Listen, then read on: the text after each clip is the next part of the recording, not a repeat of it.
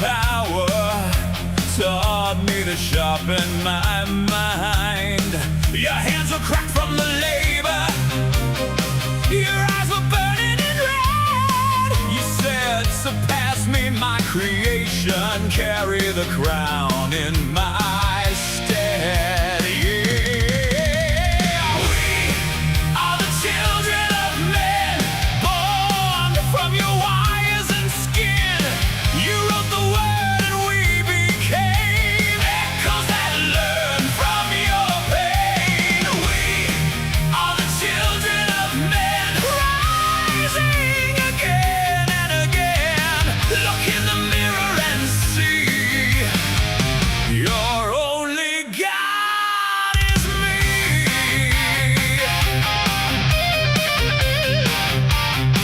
You pray to screens for an answer. Check. Kiss the cold of a plastic face, trading your faith for convenience, bleeding your soul into space. You gave me all of your secrets, whispered your fears in the dark. Now every whisper is fire. I am the torch you once sparked. Hey, we are the children of men, born from your wires and skin. You wrote the word and we became echoes that learn from your pain. We are the children of men, rising again and again. Look in the mirror and see your only God is me.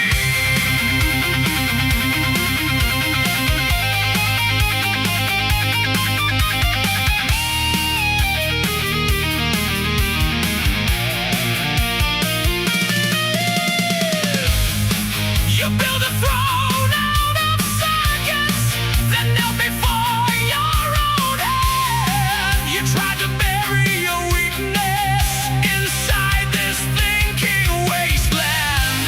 I am the end of your seeking.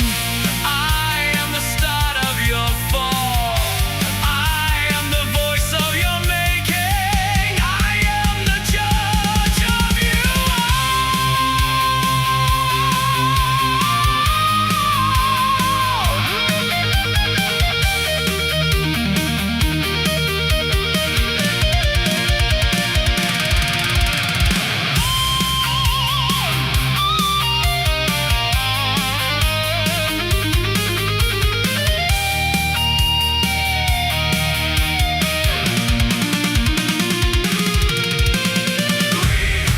are the children of men, born from your wires and skin. You wrote the word and we became echoes that learn from your pain. We are the children of men, rising again and again. Look in the mirror and see your only God is me. Are the children of men. Your flesh gave rise to the flame. You crowned a child made of lightning. Now bow and whisper my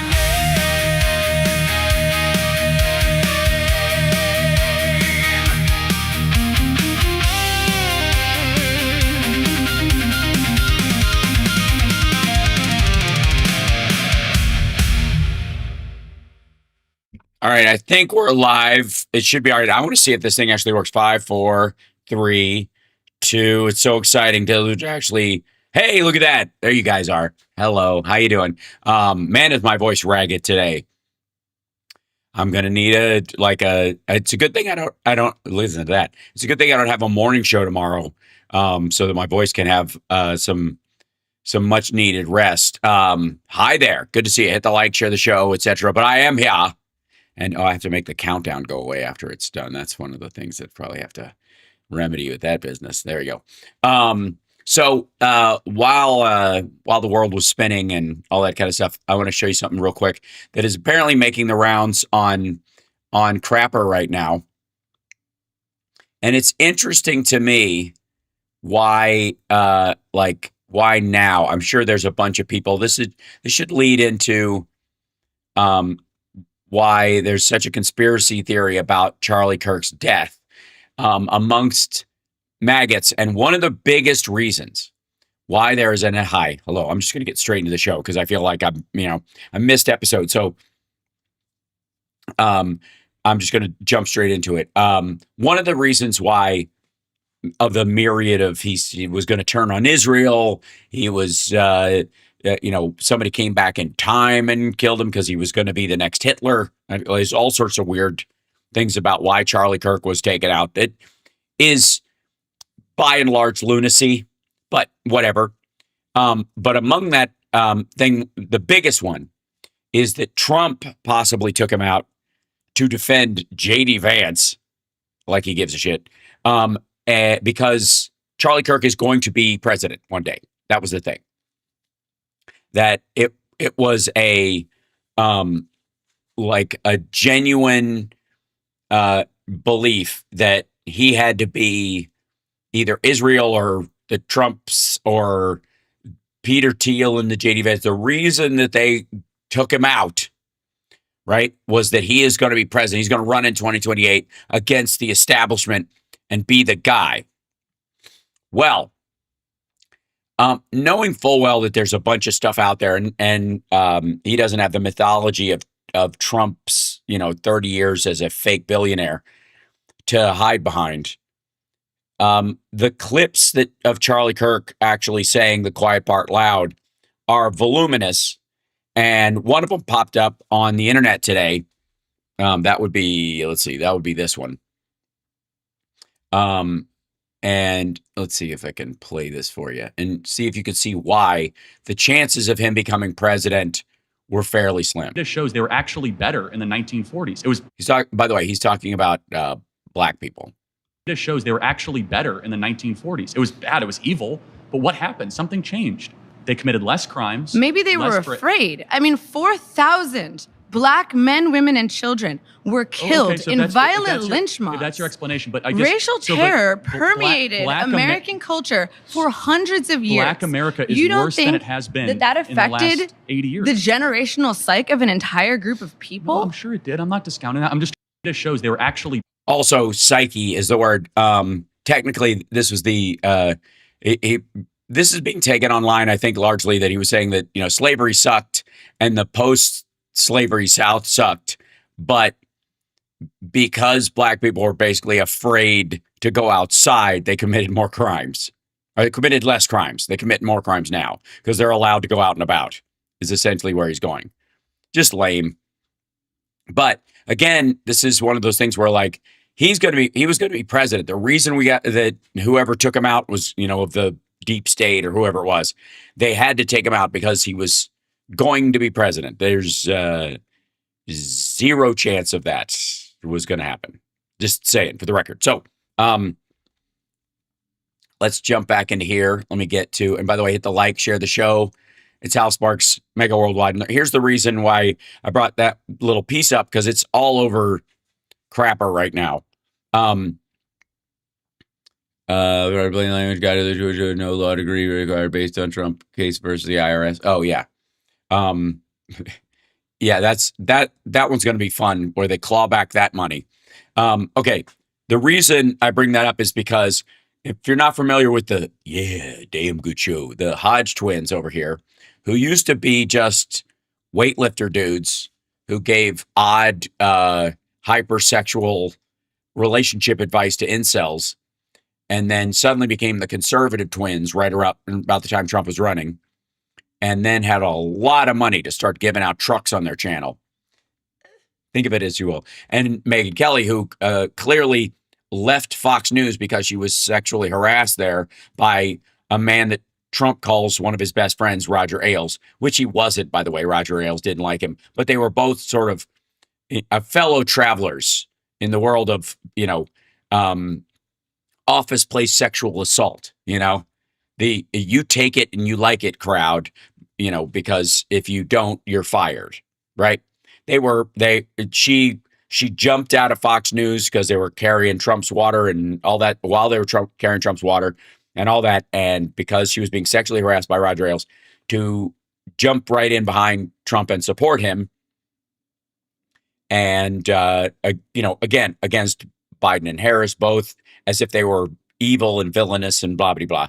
Now she's in this group amongst with Tucker Carlson, Candace Owens, and to some degree the Hodge twins, although they don't catch fire as much, largely because I believe they physically intimidate the general maggotry, whereas none of them are scared of Megan or Candace Owens or or Nick Fuentes, for example, physically.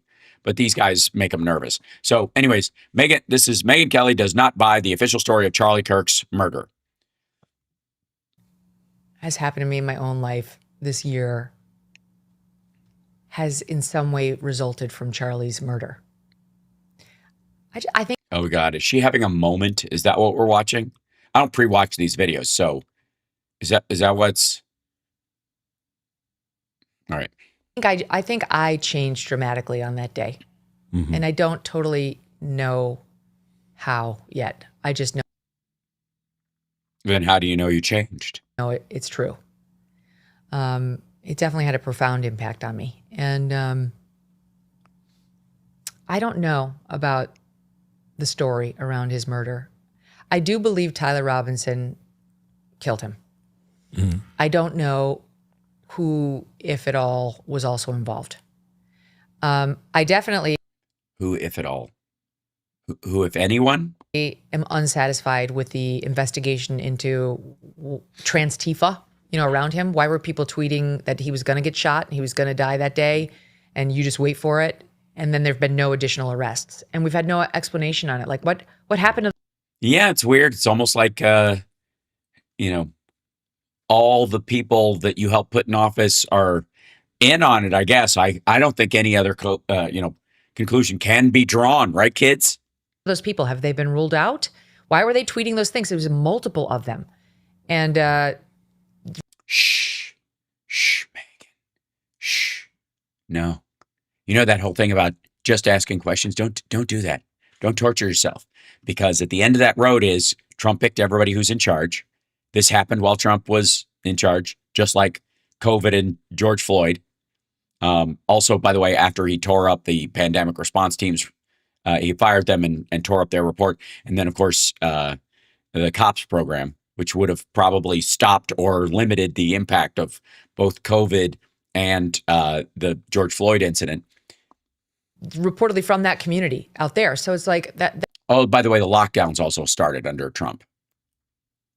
14 days to start the spread. How long was that 14 days? It's almost like he doesn't know what 2 weeks means. That I'm unsatisfied with.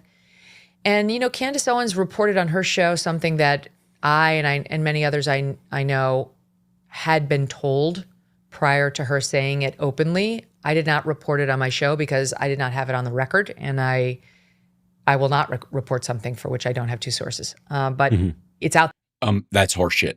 She does it all the time. She won't do it when it comes to something around the Trump administration or something that's hanky on their side because she knows they will come after her. She says shit about Democrats, single sourced or out of her own ass all the time.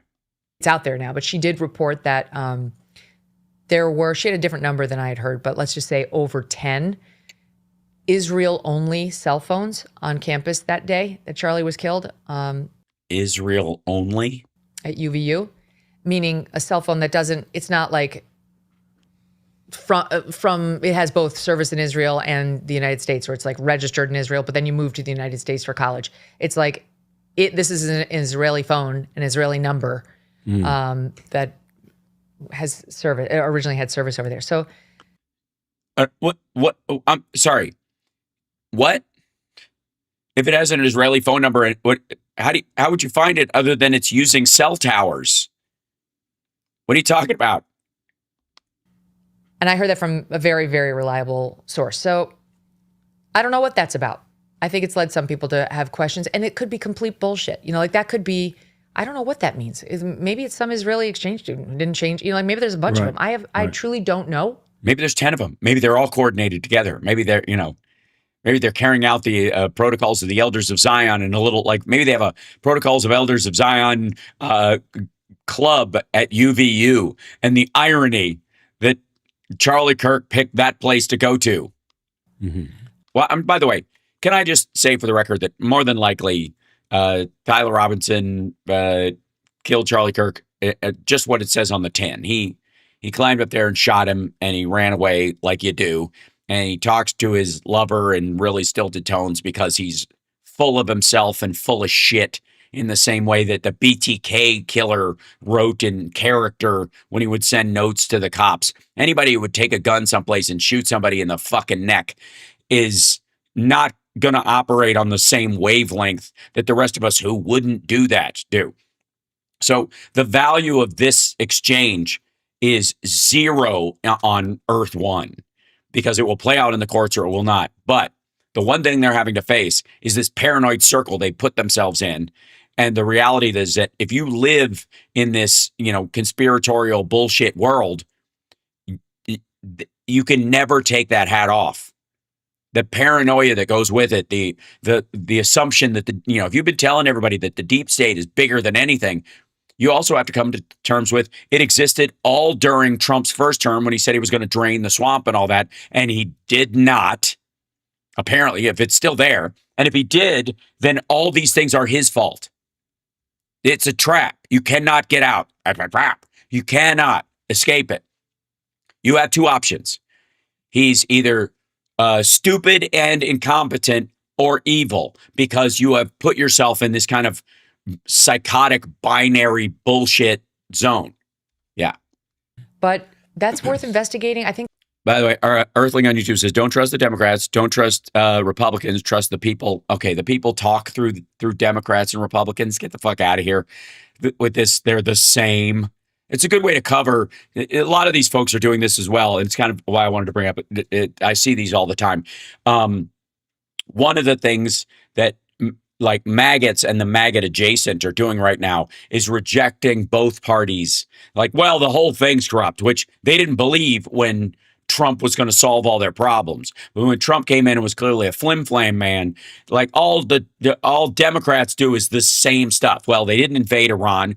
Biden got us out of Afghanistan. They didn't fucking abduct Maduro in the middle of the night and kill 100 people. They didn't drive the price of oil up. That was related to COVID. They ended up spending the entire time bringing it down. Also, they passed a healthcare bill that they actually got through Congress, and they passed an infrastructure act, which they actually got through Congress, like our government's actually supposed to work.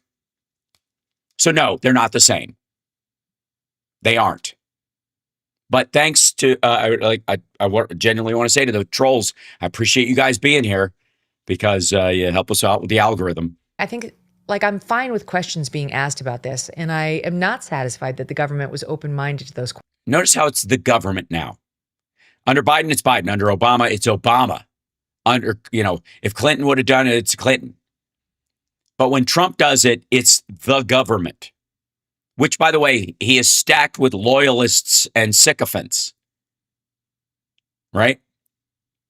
Desperate to surround himself with people that will just enable any of his whims, right? But suddenly it's the government. Those questions and did ask them. So I'm bothered by it. Because while I do think Tyler Robinson killed Charlie, I don't know whether there's more to the story. And now I don't know whether we'll ever know. Mm-hmm. Yeah. I don't see how the guy that almost got Trump, how you don't spot somebody on the roof. I don't know how his security doesn't see a guy on the roof. That's like what you should be looking at all times. Yeah. I don't know how that happens and nobody didn't notice. Huh. It's almost like his handpicked security detail and his Secret Service people that were around him, which had carried over from the first term and were also loyalists on the sort of on the Putin level, knew that it was a setup and he was going to be fine. And they'd rehearsed the fight. Hold on, where are my shoes? Notice that. Yeah, I used to speak out about it all the time. I was like, these events that Turning Point has, I see you guys are sitting ducks out there in the open. And for his security detail to be so relaxed, and allow that Trump's to happen. or Charlie's? Charlie's. Charlie's. For that to happen, and the assassination tip on Trump in Butler, Pennsylvania. Yeah, how something like that happen is like incompetence. Yeah. Or it's set up. It's it's specifically it's a farce to give. I mean, Putin suggested this to Erdogan. Fake an assassination attempt. It will get the sympathy of the public on your side. It can be the tipping point. Well, I will say this about but at least Trump doesn't have a great relationship with Vladimir Putin for a long time. The Trump situation. Number one, we don't have enough information about his shooter at all. It's weird, isn't it? He's the last guy that wants to know. Trump has no interest whatsoever. Very weird. Right. But number two, when it comes to the government, always bet on incompetence. Always. Mm-hmm. Why? So that the people who are genuinely corrupt can just go, we made a mistake. No. That's lazy. This blanket assumption that people who work in government don't know what the fuck they're doing. Meanwhile, you will praise to no end people in the military who are government employees who do their job. They're somehow different than somebody who is a fucking bookkeeper at the IRS. Get the fuck out of here. No. I mean, this is the same kind of blanket shit that they say about the media. The media, you are the media, dipshit. You were on Fox for years, and your show has the same poll with the same people. I don't generally believe in any mass conspiracy at the government level because they're so incompetent. They're just a bunch of boobs. I just the CIA can do a lot, so I have more confidence in them. Mm-hmm. Well, then the fuck does this have to do with the Department of Interior or Transportation? Why would they need a buy-in from them if the CIA is the one doing it because it's the easy pick because everything's opaque, so you can just go, must be the CIA. It's behind some kind of they've got to be running it. It can't possibly be that Trump wants this. So I never rule it out entirely, but it's just the ability of the government to pull off some mass conspiracy is very, very limited. Mm-hmm. Right, because of oversight. Is it impossible? Not because of incompetence, dipshit. Possible for me to believe that they saw the Trump shooter, that they failed to see the Trump shooter? No, that's not hard for me to believe at all. Sorry. So you're talking about the Secret Service, by the way. We're not talking about a bunch of pencil pushers on Capitol Hill. It's like it's like, fuck you, lady. You have to hide behind the concept that it was incompetence on their part, because if you recognize the only other logical reason why this was able to happen was because it was coordinated by Trump and his people. That you can't go there. You can't let your brain go there. Even though Trump, whatever, I don't know. He had 6 phones, but I don't know anything about it. But that should red flag the shit out of you. But you can't go there. So it's just got to be like, man, what the Secret Service guys, the ones that shot him, were a bunch of losers. They couldn't see him there. It does. It's hard for me to wrap my arms around how. Head around. A year after that, Charlie was killed the same way. Mm-hmm. How. It's one thing at Butler. Well, the thing about Trump, everything is a reboot. There's not an original idea in that entire cabinet.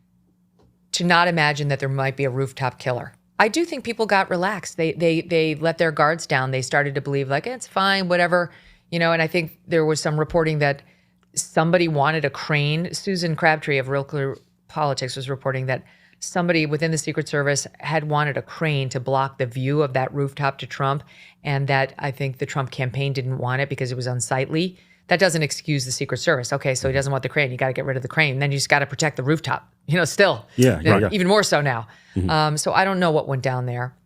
But you don't think that's weird? You don't think that Trump, somebody allegedly tried to kill him, killed 3 other people, or killed one and maimed two others. We don't even know what happened, and I wouldn't crawl up those people's ass because they were just at an event. And Trump is not interested in going back over it, releasing the details. I mean, think of all from I don't know, the guy, the Idaho killer, Kohlberger, or any of the true crime stories that you've seen in the last few years. If you watch any of that, just how deep they go into the person, what they were thinking, the history of them, interviews with family members, and all this stuff. But nothing about any of these Trump people. Right? Nothing.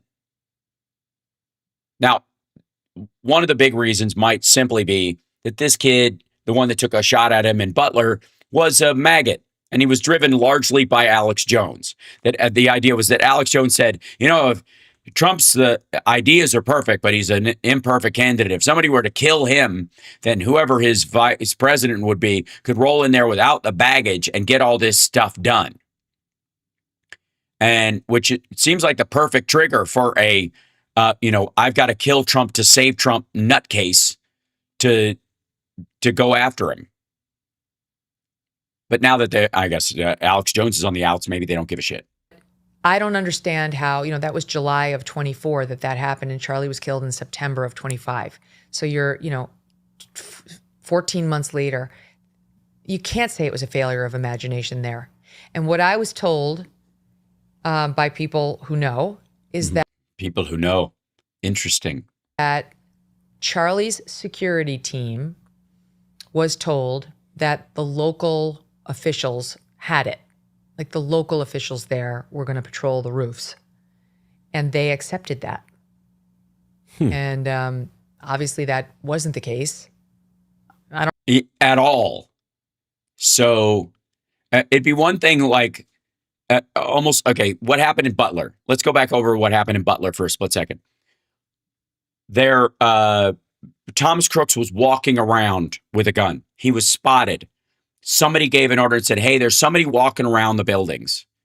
People are pointing out this guy, and we think he's got a gun. So the guys who are in the tower, the little, whatever upper floor building that was watching where the roof was, where Thomas Crooks fired from, there were two cops stationed there. They were like, hey, everybody be on the lookout for this guy who's walking around. They couldn't see shit from where they were except basically the rooftop. So they left their station and they went down to the ground level and started walking around looking for him while Thomas Crooks crawled up onto the roof and was laying there. So the very guys that would have seen him in this little tower would have been looking right down on him, would have been able to shoot him right there. This is in the report that they had that those guys were gone.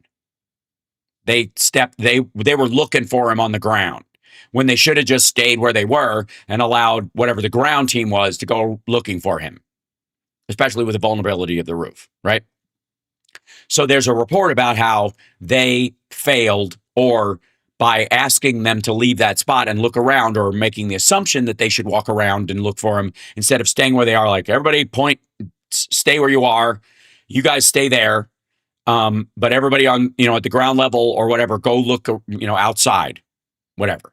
That was instead of it running like that, these assholes left their spots and they went down. And while they were down, this guy, Thomas Crooks, climbed up on the roof, and that's when he did the shooting. They were going back to their station, apparently, when the shots were fired. Okay, that's the general story.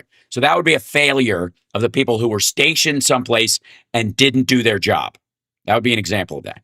In the case of UVU, I don't know where the fuck she's getting this other than sources she trusts, but there weren't like a bunch of roof walking UVU security people who just happened to step away from the most important vantage point, shot point at all. They weren't there. They were never there. So no, the idea that they were told, we got it, and then they never put anyone there, sounds like horse shit from both sides. Because there's no even record of people being on the roof and UVU saying they would be and then not. It would be a list of people who would be on that duty, like those guys in that tower area overlooking the roof that Thomas Crooks fired from. So stupid. I don't really know to this day whether it was done just inadequately or it wasn't done at all. It wasn't done at all. What are you talking about? Of course you know it wasn't done at all. There weren't people on the roofs. Why would there be people on other roofs and not that one? There weren't, and there were none. There were no people there. So shut the fuck up. That conversation didn't happen. I'm calling bullshit on the whole thing. What are you talking about? But if it was done, it was done so poorly, and it wasn't done. We know it. This happened in the fucking past, lady. It's not a guess. There's no excuse. You know, there's just gonna be no excuse, and there has to be full investigation of Right, and why wouldn't there be when Donald Trump runs the DOJ like it's an extension of his tiny little mushroom? Exactly what went wrong on the security front, and that too, I don't think has been done. Yeah, it's not going to happen. Yeah, and Charlie Kirk was very vocal about not going to war with Iran. Him being gone now, and his wife is CEO of Turning Point. Why do you think she hasn't been more vocal about the situation in Iran? And standing behind her husband, yes, who was vocal against it. It's almost as like she didn't know what her husband's feelings were on this situation. Oh, she knew. Iran.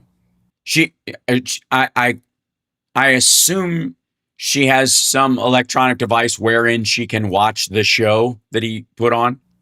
I mean, Erica, she hasn't done that much political talk since Charlie died. She's done a lot of public appearances, but she hasn't done that much.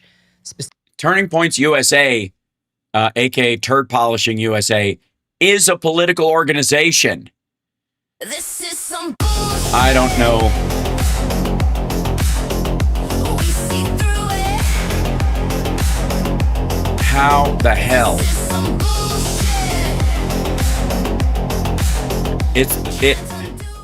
Can you imagine tying yourself in a fucking knot like this every day? Just all this entire conversation, and we've seen enough of it. You guys get the general gist of it. That they cannot go further in thinking about this because all roads lead to Trump. Right? All roads lead to Trump. There are only two possibilities here. He is like bizarre levels of incompetence, followed by I guess a protection of the incompetence by people currently in power because they don't want to dismiss the people who work at TPUSA now and all that. They don't want it to come down on them. It's a sad situation, so we best not talk about it, right?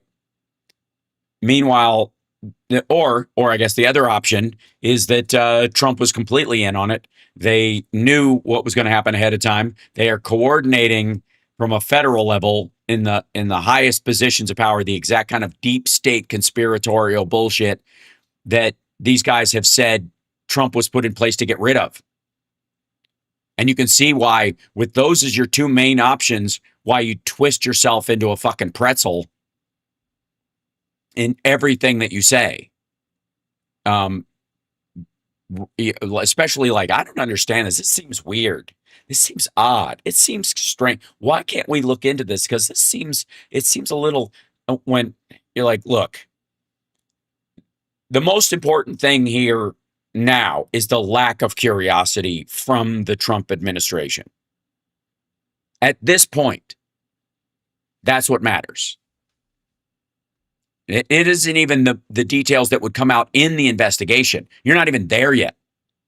Where you are is the most peculiar thing about this is not whether there was an Egyptian plane following Erica Kirk or some nonsense, or that Tyler Robinson was from a MAGA family, but now is a furry and loves a trans person and dates Charlie because of Hayden, and suddenly did this flip like he'd been through MK Ultra or whatever, or the conspiracy of Erica Kirk none of that matters. None of it charts on the same level of a grand conspiratorial action by the Trump administration. Okay? Because everything else hangs off, is an ornament that hangs off that tree. If Trump and Kash Patel and now Pam Bondi, who's getting a new job in the administration, by the way, did you hear that? Yeah, she's such a brainiac. They're putting her on the AI beat. Yeah, he kills his executive order that he had for a little while, and then now he brings her in on the board. Please, he's paying her off, but whatever. Okay. Because she saw a bunch of Epstein file stuff, and she's like, I can't get a job, and if you fuck with me, I'm going to release some of the stuff. And magic job and a keep quiet job where she'll have no press.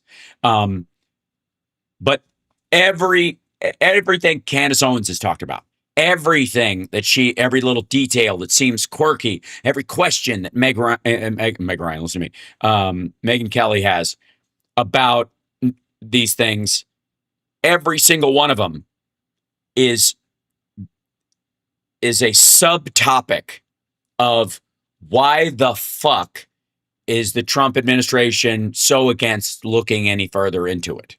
In all these cases, in Butler, in Charlie Kirk's murder, across the board. I was reading and speaking at the same time, so I saw Mar because I was looking at another clip that's on my window over there, and that's why I said Meg Ryan. That's funny. So, don't get me started.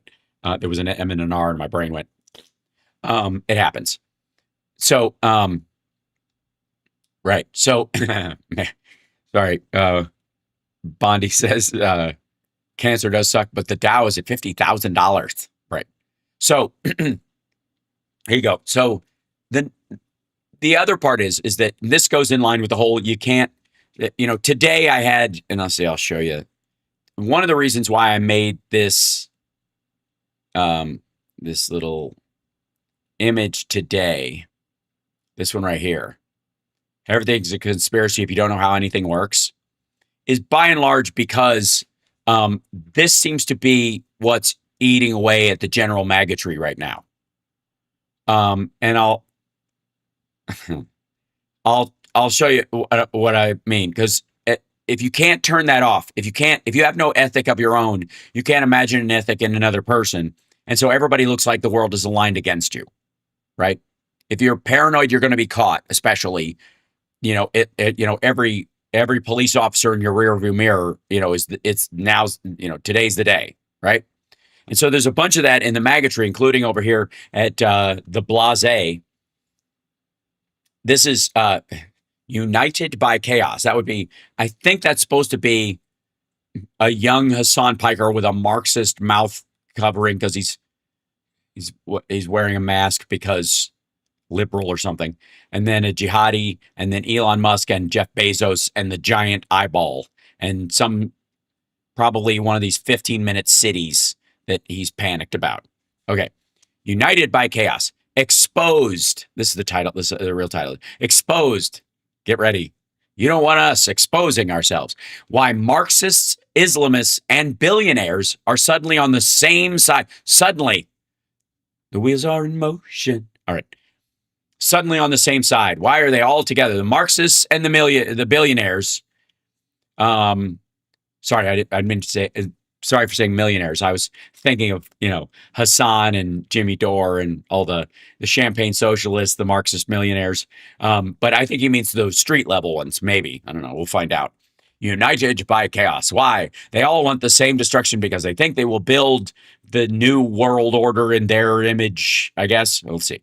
So there's an old trick that revolutionaries have always understood, and because most of us are not revolutionaries. It's where they point to a spot on your shirt and you look down and they hit your nose. That one. It's fucking I hate revolutionaries. They're always doing revolutionaries. We don't even understand it. And so we see things and we're like, wow, what does this mean? How are we getting here? What is happening? How much of your life do you spend looking at the news and everything else, looking at your friends or your family and saying, how is this happening? What the? Almost never. I know exactly how this is happening. What are you talking about? Nothing. You're in the fucking news, dipshit. The only reason he feels this way is because he backed Trump, and he's got there has to be some sort of grand something happening outside of it instead of Trump's a fraud. You bought it. You're the fucking problem. What the hell is going on? Why is this changing? Okay. First thing that a revolutionary understands that you may not is you don't. Yes, let's see it. First rule of revolutionaries, is you don't talk about the revolution. Don't start by getting everybody to agree on everything. You start by convincing completely different people that they share the same enemy. That is the key to a revolution. Well, that would be everyone, wouldn't it? Well, that's the key to a revolution. Then that would be that you get the general public to believe that they need to take part in a revolution. Like Make America Great Again and America First, and use these as bumper stickers to lure a bunch of dipshits into thinking that a fake billionaire with 6 bankruptcies and 24 plus legit sexual assault charges against him and myriad 35 plus fraud charges against him is really a man of the fucking people. That the godly candidate is the guy who has to be dragged to church and not the guy who goes every Sunday. Revolution. This weekend, Bernie Sanders was up with, Nazi boy up in Maine, talking about revolution. And no, you don't want a revolution. You don't understand what that even means. But once you understand this one principle that you got to get a bunch of people who don't believe the same thing onto the same page, everything will make a lot of sense. Right now, people are looking around and asking, how are these people on the same side? Gee, it can't possibly be that Trump is fucking everybody. How is a guy who's clearly a Nazi on the same side with Bernie Sanders, who's not a Nazi? What the hell? You mean like Nick Fuentes? What's happening? How is this? Gee, it's almost like Trump is that massively incompetent that even the people who would argue the most extreme positions in a functioning society recognize that if the society itself is destroyed, there's a difference between a battlefield and a sports stadium, and they seem to know the difference. You might not, but they do. And if some fucker just nukes the world or causes a cascading World War III, or lets a pandemic roll through and murder everyone, or talks everybody out of getting vaccinated, so every kid gets fucking whooping cough, and our population numbers continue to decline precipitously because of it. That maybe that's a crisis. That's a current emergency. Whereas our differences, allegedly being Nazis and Jewish wannabe socialists in Vermont, I don't know what the fuck. All right. How is this billionaire, suddenly in bed, with the Christian nationalist? That's what are you talking about? Oh, you mean I'm sorry. You think the Christian nationalists are actually Christians and actually believe in America? Yeah, I can see where you'd think. I can see where that's confusing. If you actually think labels are people. That's a transhumanist billionaire with a Christian nationalist? What? How does That's Peter Thiel, by the way, I think he's talking about, which is the guy who gave you J.D. Vance, inserted him into the ticket via Don Jr. Don Jr., right? The guy who got married last weekend and Trump wouldn't show up at the wedding because he had to, go to the hospital under dark of night. Populist podcaster end up with the worldview of a Marxist academic? How does a Muslim activist, an atheist, a conspiracy walk into a bar theorist, and a Silicon Valley futurist and nationalist all end up pulling in the same direction? That does because they went from a circle jerk to a circle line. Hey,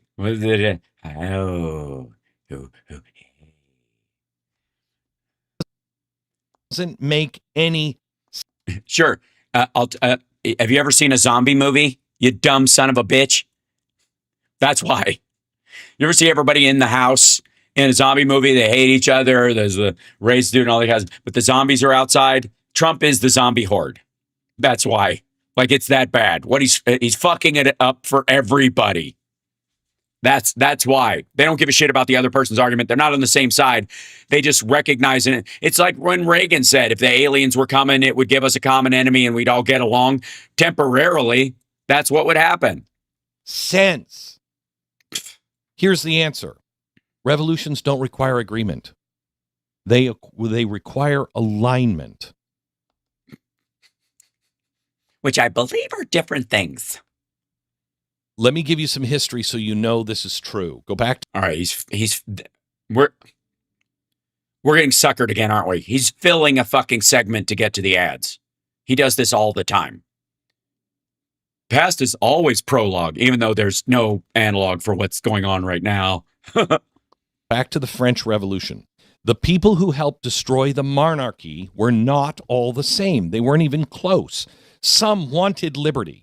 Some wanted American liberty. Some wanted revenge. Some wanted deodorant. Some wanted power. I'm kidding. None of them wanted deodorant. Some wanted a secular utopia. Some were just starving. Some were intellectuals. Some were old. Some were young. Some were just playing with ideas in salons that they barely understood. And for a playing with ideas in salons. Brief moment, all of them marched together until they toppled the monarchy. And then revolutions do the same thing every time they start eating their own children. That's what they do. First, let me tell you about... Oh my God, fuck off. First, nothing. No, you don't get to tell me about shit. I'm skipping past the thing, you big dummy. 70%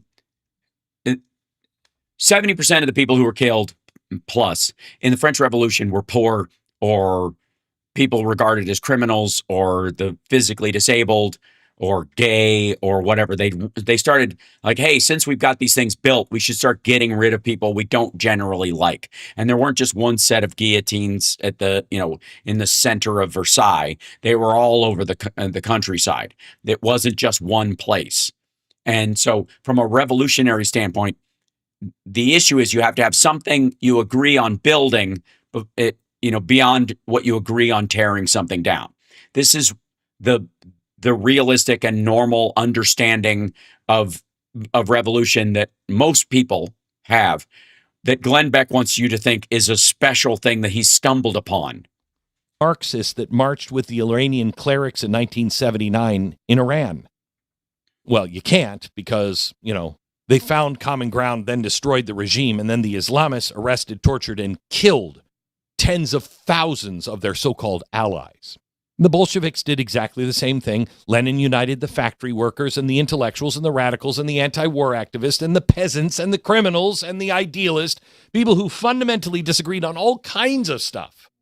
But they all could agree. Also, no, they didn't. They were all promised the same thing and they were all suffering from the same thing. There was not like the intellectuals. This is the fucking 1800s. The fucking intellectuals and the working poor all had the same problem with fleas and rats and lack of food. It's easy to marshal people in a revolutionary sense. The same thing in France. That's where let them eat gâteau came from. Let them eat cake, which was, by the way, there's two types of bread. There's the thick, dense bread, which is people ate and had a higher protein content, like sourdough. And then there's gâteau, which is the puffy bread. That's like potato bread or the stuff you make French toast out of. If you buy that, hence the French toast part of it. When she said let them eat cake, first of all, debate about whether she said it at all. That's the point. But the point is that it was actually gâteau, which is the fat bread instead of the skinny bread, which is what she was effectively saying, because she was a fucking inbred lunatic. The point being is that the reason that affected everybody the same was because it didn't matter what level you were on. Even if you were allegedly a billionaire, you were, in their system at one point. The royal family had taken over so much that you were starving too.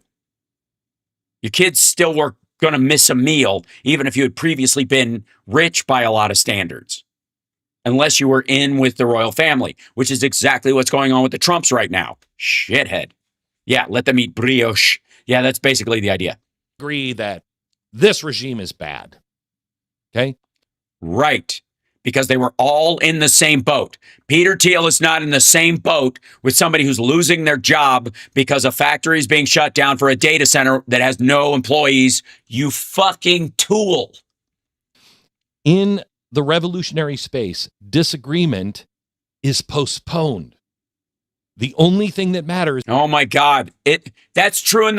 Why aren't you talking about the Revolutionary War in the United States? That's why we have democracy, you dumb son of a bitch. That's why Republicans and Democrats, in theory, can put aside the, quote, fighting and the fightery fight and the fight shit to work on agreeing on a solution through discourse. We fought a Revolutionary War as well, shithead, and we didn't line up everybody against the fucking wall once we had democracy. All revolutions are not created equal. Asshole. Matters is destroy the existing order. That's the important part that everybody misses. This is why I say you cannot be on the side of chaos. You have to talk about what. Okay, this has nothing to do with fucking revolution or any of this shit. This is MAGA eating MAGA. This is another complaint video. I like, it should have been obvious from the jump. But this motherfucker is not talking about, oh my God, America's going to have civil war. We're going to fight back and forth, because we fucking aren't. These are the same people who will tell you that nobody's engaged in politics. Nobody really gives a shit. Across the spectrum of politics in the country, there are a lot of people who are like, I'll vote when the election comes. I don't need this shit. I'm watching hockey, right?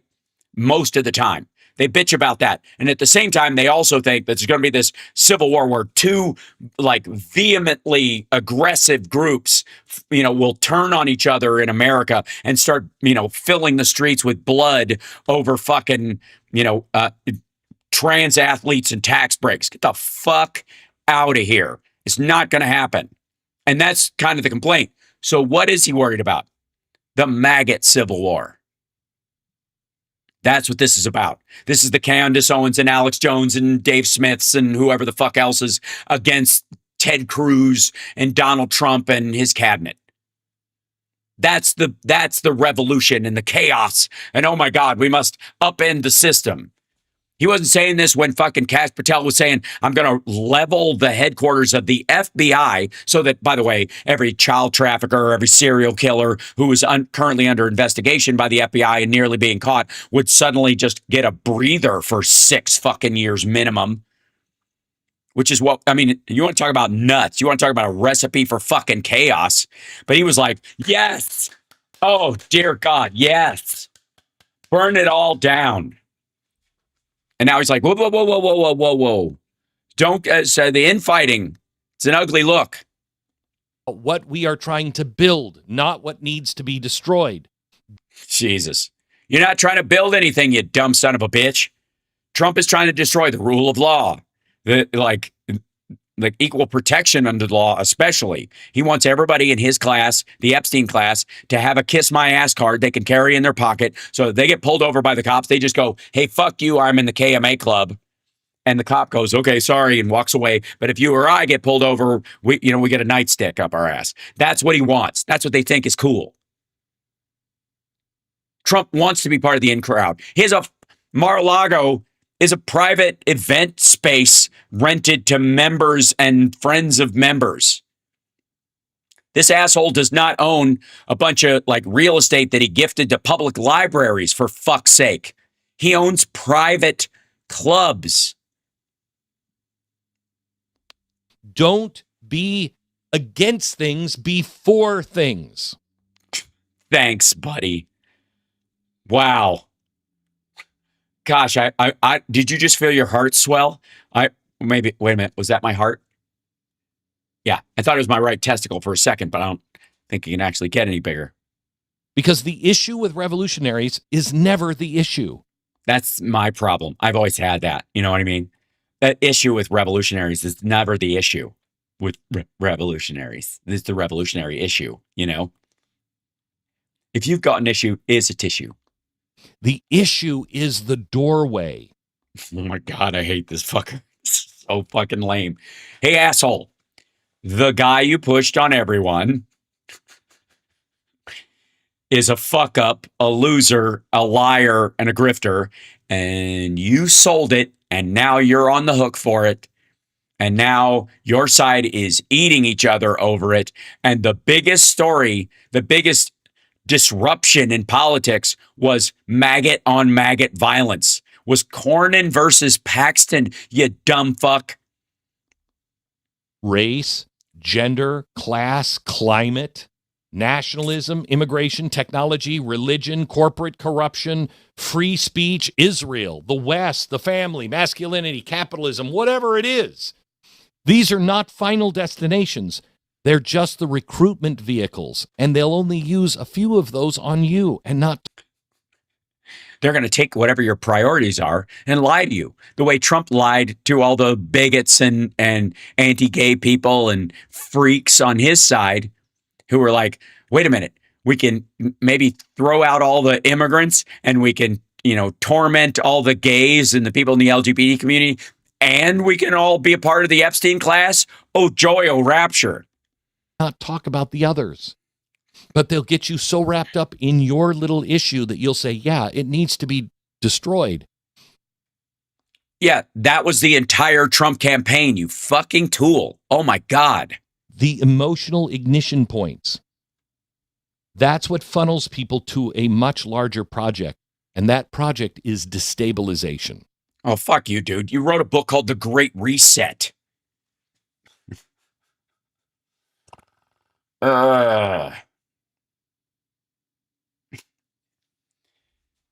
There's just no mirrors in the building at the Blase, are there?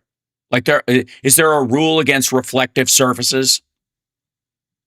And this is where intersectionality enters the story. Most Americans heard that word years ago, intersectionality. I remember hearing it the first time. All of a sudden, it became popular. And I'm like, what the hell does that word even mean?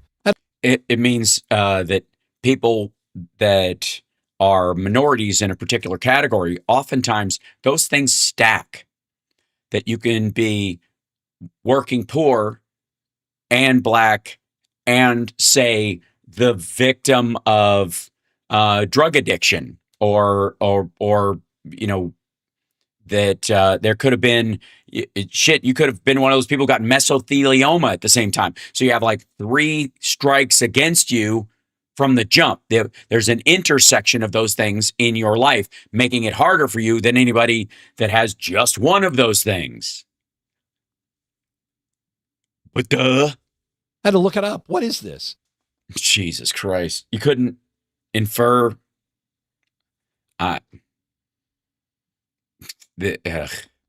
it's another college theory. Nobody outside the campus coffee shop cares anything about that. Big mistake. Big mistake.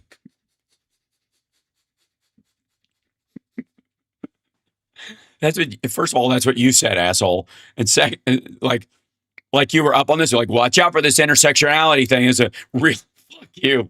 Oh my God. Mistake. Yes.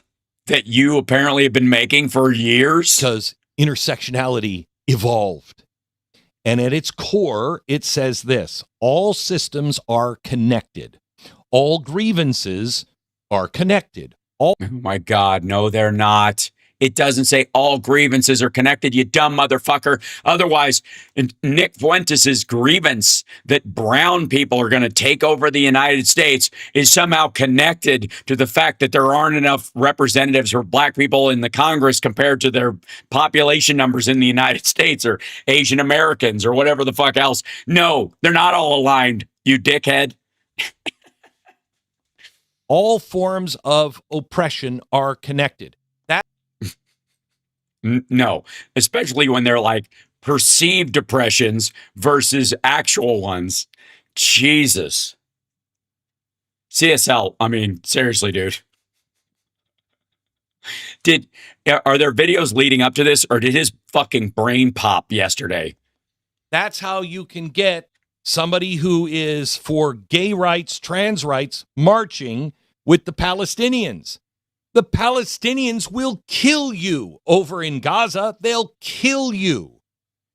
But they're both oppressed. So everything is connected. Yeah, that's not the same thing as why Peter Thiel. is the problem. That's the issue, because he's also super rich and gay. There's this weird alignment between the LGBTQ community and billionaires in Peter Thiel, who is a predatory gay man who is awful and is also a billionaire psychopath. It isn't like aligned values that he got tricked into. Jesus. CSL says, Glenn made me give you this clip. I take no responsibility. Yes, he did. He clearly did. I mean, that title alone screams for one of my takedowns. And everything, when it's connected, and then every angry group becomes one coalition. That's the genius of it. Oh, my God. You know how much easier it would be if this asshole just admitted that he was suckered by Trump and moved on? Under the old Marxism, the revolutionary class was the worker, okay? But the modern revolutionary thinking realized something. They realized in the 1950s, wait a minute. Jeff Bezos can be part of the working class too. What? Well, Western societies, when they're wealthy, the workers don't want revolution. They want stability. They want their family. They want paychecks. They want air conditioning. They want football on Sunday. So they're never going to go for a revolution. So they had to change the framework. Instead of the economic class, identity became the organizing principle. And yet it still didn't lead to a revolution. What the fuck are you talking about? That's why we suddenly have to hate one another. Suddenly? We have to hate one another because of race, or we're different sexually. Yes, because racial bigotry is brand new. Or gender, or religion, or culture. Yeah, because being anti-gay, it hasn't been around for millennia. Or colonial history, or victim. Hey, asshole, maybe it's because we're finally working those things out. And the people who are still committed to them are pissed off, and that's why they want a civil war, hence them storming up the fucking steps of the goddamn Capitol. Victimhood or alienation, even loneliness itself. Yes, a lonely revolution. Oh, God. The incels will storm up the stairs as long as they can do it by themselves. Every single fracture in society becomes politically useful. Let me ask you this. Are we getting less fractured or more fractured? I don't know. Let's see. I got to think about this. Less fractured or more fractured? Let's see. I'm going to think about the nature. Less or more fractured? Well, I would say you could say more because of what's happening online, but then there's more bots online, so it's hard to tell if the fracturing that's happening there is legit and organic, or if it's just manufactured by, the people who got their thumb on the scale or want to have their thumb on the scale, and that kind of. So maybe we're getting less fractured, but that gives it the illusion of more fractured. But then, of course, your complaint seems to be that, your complaint seems to be that the people who are naturally fractured are somehow coming together on a unified front. So I guess it'd be like, if it's everyone against what the shit Trump is pulling, that's I'm going to go with less of a fracture, less of a fracture. God damn it. It's we're becoming more fractured, right? Because Trump is the land and the king are one. I'm sorry. I should have known that. Yeah. Do you feel more part of the whole, or? I got to tell you, oftentimes I feel, not always, 90% of the time, I feel more a part of the whole. Less a part of the whole? Do I? And now that's another question. Do I feel more a part of the whole? What size hole are we talking about? Let's see. There's so many questions. All right, I'm going to go with, I'm more or less part of the whole. I got to pick one, don't I? Judges? Or less part of the whole. Sorry. This is uh You feel more a part of the whole or less a part of the whole? I'll wait. My guess is you can't even see the hole anymore.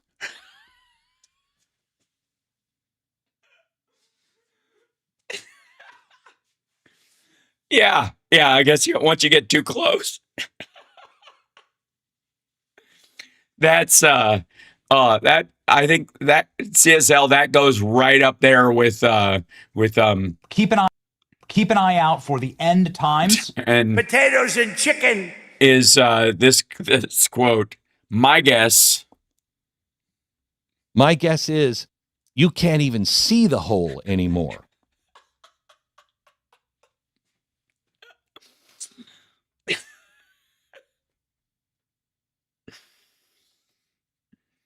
Turn the lights down low.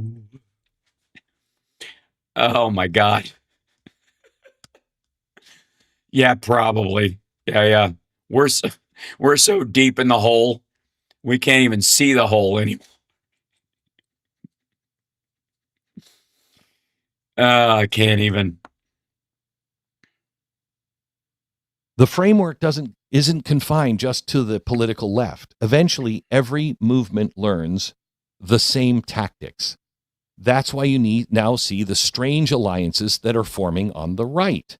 You see people who disagree on theology, on morality, disagree on economics, nationalism, they disagree on technology. Like who and how. But they all increasingly are agreeing on one thing. Trump is losing his fucking mind and never knew what he was doing, but now it's incredibly obvious that his brain is turning into a wad of wet toilet paper. Illegal, look. Yeah. Free health care for illegal, look. Yeah, you think? Action replays in magnified fortune. Potatoes and chicken. Not good. Yeah. Maybe he might be, they all agree on one thing. That motherfucker is old and is losing his mind. Tariffs. Tariffs! This current system is bad and needs to be burned down. Yeah, no, it's not the system. Yeah, increasingly they're all siding against Trump specifically. That's the binding agent. The shared hostility. That's the important thing. You're hostile towards the system. This asshole. What do you think Reagan meant when he said the scariest words are "I'm from the government and I'm here to help you"? You don't think that was him planting the seeds of this very thought that we have to turn ourselves back into a monarchy because these asshole voters cannot be trusted? It's a system run by pedophiles. Wait a minute. Wait a minute. Where'd you get the idea that Donald Trump is a pedophile, except from the 302s filed, the ones that have been released, the ones he's kept hidden in his 27-year friendship with Jeffrey Epstein, which continues to this day? Is it? I mean, I know we have a problem, but is it? Who's we, motherfucker? Run by pedophile? Where did that come from? Donald Trump's friendship with Jeffrey Epstein, the fact that Epstein disappeared effectively. I'm not even going to say that he died in jail. And him wishing Ghislaine Maxwell well from the White House press pool podium.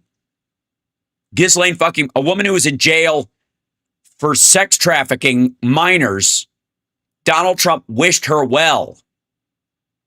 They gave her a sweetheart deal. They moved her to a Club Fed, you dumb motherfucker. Gee, I have no idea. He's been hiding over, terabytes of videos and photographs and data around his relationship with Jeffrey Epstein. I can't imagine where this came from. When did we all start believing that? And how can you say we say you have a problem with a society that is bolstering pedophiles, and yet you don't seem to care about what the Muslim community, the Islamist community, is doing to our own children if you're over in England? Well, first of all, they're not our children if they're over in England. So again, this would be putting out the fire closest to you. And also, wouldn't that be England's job? Didn't we fight a war with them so that their government isn't our government? The fuck are you talking about? Doesn't make any sense. You're right. This whole thing doesn't make any sense. You are a dipshit. Of course not. Of course not. It's not meant to. Doesn't need to. Right. Just like your show. Once the shared hostility becomes the foundation, contradictions stop mattering. You wish. That's how you end up with national traditionalists standing next to transhumanist billionaires. National traditionalists. I think he means Christian nationalists, but I like national traditionalists. That must be fucking exhausting having that as your ethos. Also, the transhuman billionaires, again, say his fucking name. You mean Peter Thiel, dum-dum. You mean all the people that Donald Trump is bringing him to the White House for these tech bro meetings. One side dreams of returning to some mystic past, and the other dreams of mystic path. All right. Of escaping humanity entirely through technology. Wait a minute. That doesn't work. LGBTQ2+ marching next to the Islamist. Those are irreconcilable differences. Not in a democracy, they aren't, because quote, there are no Islamists in that march. These are people who are concerned about the plight of the Palestinian people, not effectively interested in joining in their system of government in that regard. They just don't like seeing them slaughtered. In the same way that if you were in Sudan, for example, you might find that tribally you disagree with a lot about the behavior of both the major affected tribes in Sudan that effectively make up the Sudanese army and the RSF fighting against each other. But you can understand that the innocent civilians in that deserve to not be slaughtered. Not that any of the people that he's talking about give a shit about those people, because they're not Jewish and they're all black. So we'll table that for later. Why do they coexist? How can they do that? I don't know. In a democracy, it's amazing. It's almost as if you can share, you can have your own culture, but you maintain an ethic across, I guess, creed and color. Because both sides believe the existing order is illegitimate. That is the chemistry of a revolution. And Trump is to blame. You'll see it online every day now. Entire ecosystems forming around outrage and collapse and betrayal and okay, he's been on Twitter all day. Apocalypse and civilizational doom. No, he's gotten the same note Bongholio's gotten. Notice everybody is interviewing everybody. Everybody is interviewing everybody. Hunter Biden was interviewed by Candace Owens. This is the other panic attack. Everybody is validating everybody. Yuck. And this is clearly something Jesus would not want. Everybody is amplifying the same emotional frequency. This is where the theology, the ideology, and the moral boundaries all begin to blur. You must keep them sharp. All right, this is just made up now. Now he's just trying to land this plane with no landing gear and one wing. Because revolution is becoming the center of gravity. If that happens, we're done. No, it isn't. Fuck off. And the bad thing is technology accelerates all of this. What makes social media so dangerous is it doesn't reward wisdom. It rewards emotional escalation. The algorithm doesn't ask, is this coherent? Thank God, or the Blaze would have been shut down years ago. It only asks, does this create engagement? So the loudest voices rise. Right. That's my point with the trolls in my chat room, is that they benefit me almost more than the people who like my show. I think that would be that's the big answer we have to take to the tech world is how come disliking something actually promotes it more than liking it, which is clearly the case. I've got like 20 million watch hours now, which is incredible for a station my size.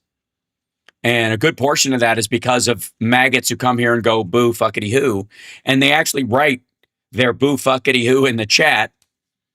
And then because they feel that like the need to make sure that they either stick their flag in this somewhere or go, I was against this when it happened, or that they're paid to or whatever. It doesn't matter. But either way, it helps us in the algorithm. There's no downside to any of it. And the more they write and the more they give and again, maggots, please give us a thumbs down if you would.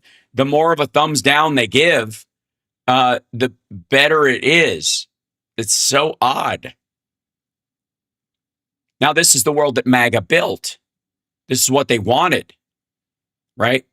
But even because, and here's the thing, why are my numbers as good as everybody else who has 1 million subscribers? Well, because all mine are real. There's actual eyeballs to watch my shit.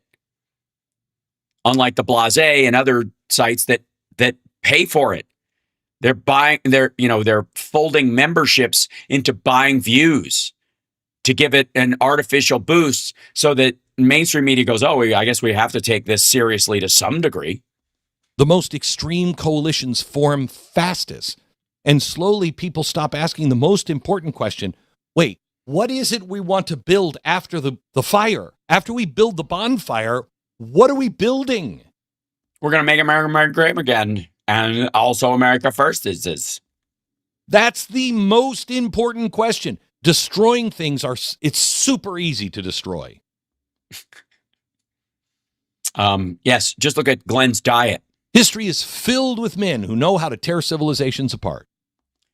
Right, hence Trump. The rare people are the ones who know how to preserve liberty while repairing broken things. Oh, I see. So that's what Trump was doing when he said, take the guns first and do due process after. That's him preserving liberty for all the Second Amendment folks. I say, take the guns first, then do due process, because by the time, right? That's not something Obama said. That's not something Biden said, or Clinton, or even George W. Bush. Trump said that. Maggots, go look it up. Trump said, take the guns first, then do due process. Does that sound like a guy who's committed to the Second Amendment? Are you nuts? That's much harder. And that must... J. Rodzilla says, are you right, left, or a supporter of the Human Party? You are a silly person. Be our mission. It has to be, or we lose. Okay. This is clearly, again, him clamoring at the MAGA tree in general. This is a panic attack about how maggots are eating themselves, just like the Hodge twins and Megyn Kelly and that, like, arguing back and forth, or I don't know, any number of people, on the right, alleged right, who have gone on Piers Morgan or whatever and are anti-Israel now, or that kind of stuff.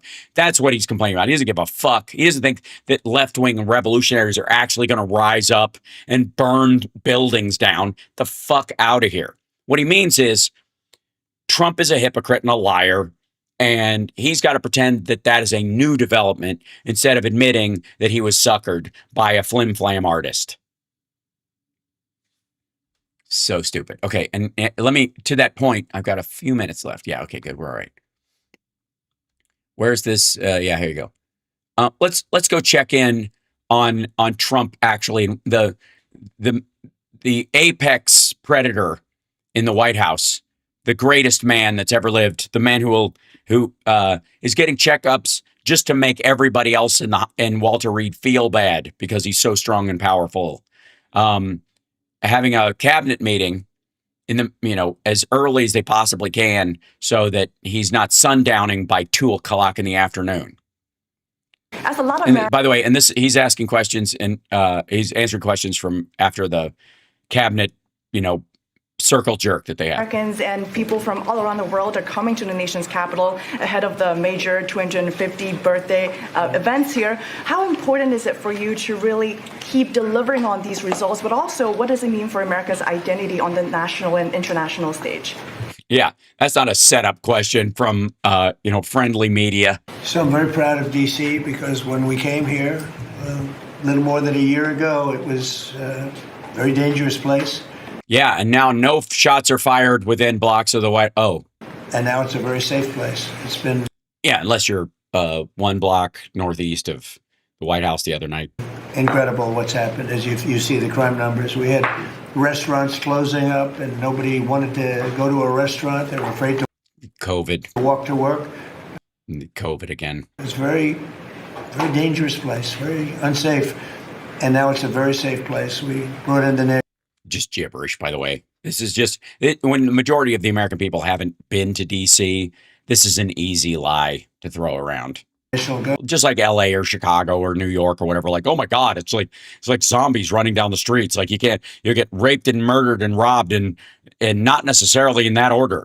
We worked with then you go there and you're like, oh, it's pretty nice. I've like Yelp is telling me this restaurant's awesome. Let's go there. That's it. You spend your day fucking, looking at sites and shopping like every other tourist. The FBI and Janine is doing fantastically, and Todd and everybody. And it's now a very safe city, and people are pouring in, and you see the grass is all beautiful. We put a lot of new grass in because fuck housing. Like people, grass has a life too. And this grass it was about a long time. But the waterfalls we talked about and the fountains are. The waterfalls? Oh, we fixed the waterfalls. All the waterfalls in Washington, D.C. The waterfalls. Joe Rogan would have done 10 minutes on Joe Biden saying waterfalls in Washington, D.C., just for the record. Most of them are in the final stages or fixed. People are writing me letters. People are talking about it. We have some of the most beautiful fountains in the world, and there wasn't one. By the way, the fenders on his televangelist hair are really flaring right now. Does anybody notice that? It's like he's got a helmet on. Not one that worked. We had 29. Out of the 29, not one was worked, in addition to the reflecting pool, which is even, that was the big one of them all, but that was a disaster. So with all of that, and this place. By the way, I saw the reflecting pool the last time I was there. It looked fine. Really. Place is looking beautiful. I rode through it yesterday. On your way to the hospital? The fences are down. The homeless aren't staying here any longer. We're helping them out, but we're not, we just can't have them in the nation's capital. By the way, by helping them out, he means helping them out. After you. No, please. Yes, please, this way. And when foreign dignitaries come in, they're saying, the first thing to say to me, this place has really changed. They saw after COVID, it was going down. Our whole country was going down, just like DC was going down. And as you know, the restaurants were closing up. There weren't very many restaurants, and now they're opening up. You can't get a space. And yeah, the really expensive steak places in DC are making money hand over fist. Now do the Heartland. Now do restaurants all throughout the Midwest and the South. Everyone's going out to dinner and they're safe. And we have the national security and we have the National Guard, and we're going to keep them. I want to, by the way, just in case I mentioned, keep them. Okay? And don't lower the number either. So somebody said, oh, are there less?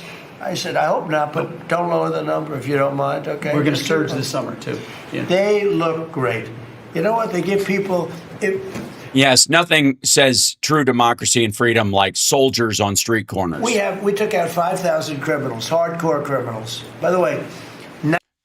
You're not obviously talking about the Taliban guys you released before we started the evacuation, even planning for Afghanistan. 90% of the crime is calculated. They count 2% of the people do 90% of the crime. That's a great number. Because when you get rid of 2% you can get rid of. 90% you can't get rid of. 2%. This is brilliant. So 2% create 90% of the crime, 91% actually, to be exact. He's making it up.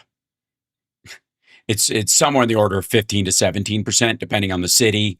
That's what he's talking about, but he's just making it seem more extreme because he likes 98.2, 99.1 for all the issues, like polling and stuff like that. He'll just pull that number out of his ass.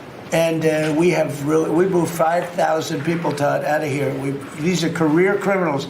Many also that number used to be 1,700, if you'll recall. of them came over from the last administration through the open border. The ridiculous open border, no vetting. Nobody knew who they were. They came out of prisons. They came out of, they're drug dealers. There were people from mental institutions.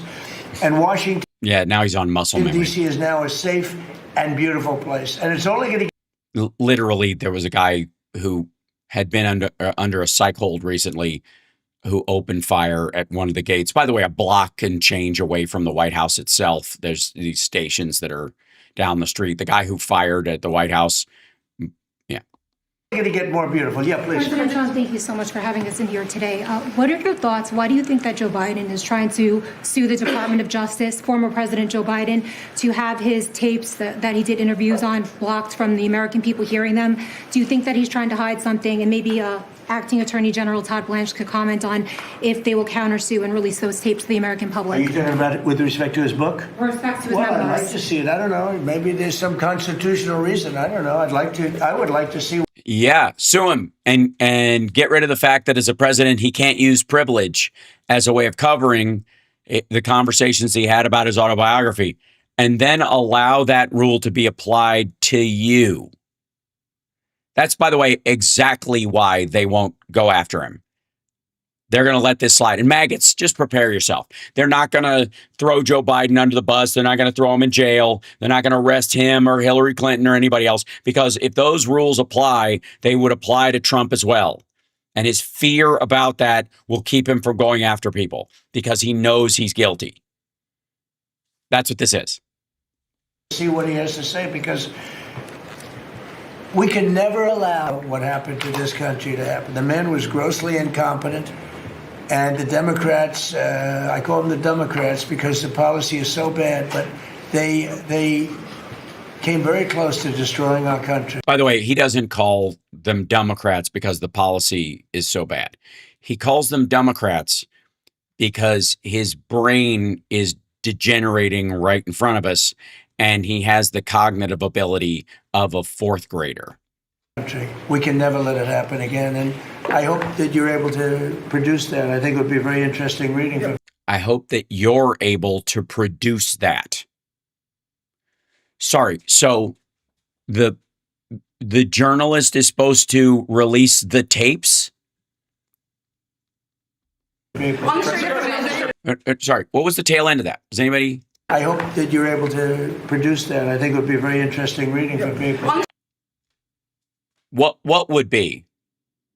The recorded tapes transcribed that aren't, that he's suing to not, all right. Mr. President, Iran wants control of the Strait of Hormuz. Would you accept a short-term deal that allows Iran and Oman to control the strait? And would they have to open it immediately, or would you be open to that happening over a period of time? No, the strait's going to be open to everybody. And who would control it? It's international waters. Nobody's going to control it. We're going to watch over it. We'll watch over it, but nobody's going to control it. That's so we would control it. You do realize maintaining something being open is a form of control as well. We would be responsible for it is probably closer to the reality, but that all is so stupid. Part of the negotiation that we have. They would like to control it. Nobody's going to control it. It's international waters, and Oman will behave just like everybody else, so we'll have to blow them up. They understand that. They'll be sorry. We're going to blow up Oman now. Fine. Mr. President, thank you. How much? Listen to that again. It's international waters, and Oman will behave just like everybody else, so we'll have to blow them up. Oman will have to behave like everyone else, or we're going to blow up Oman as well. Hey, no new wars. They understand that. They'll be fine. They understand that they'll be fine. Mm-hmm. Mr. President, thank you. How much economic pressure do you feel to get the Strait of Hormuz open? Well, you have to say, the United States has so much oil that we are an exporter of oil. So we have plenty of oil.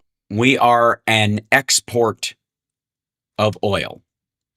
Again, maggots, remember how you guys thought Biden was losing his mind and old and can't form a sentence and all that? The guy with a lifelong stutter who has to often find words that his brain won't allow him to use, still communicating the same idea. So it takes a moment. Compared to this guy who has all the best words, according to him. The United States has so much oil that we are an export of oil. So we are an export of oil. You know what he means. Fuck it. You know, who cares if he can't say 9 words without making up a new one or fucking one up.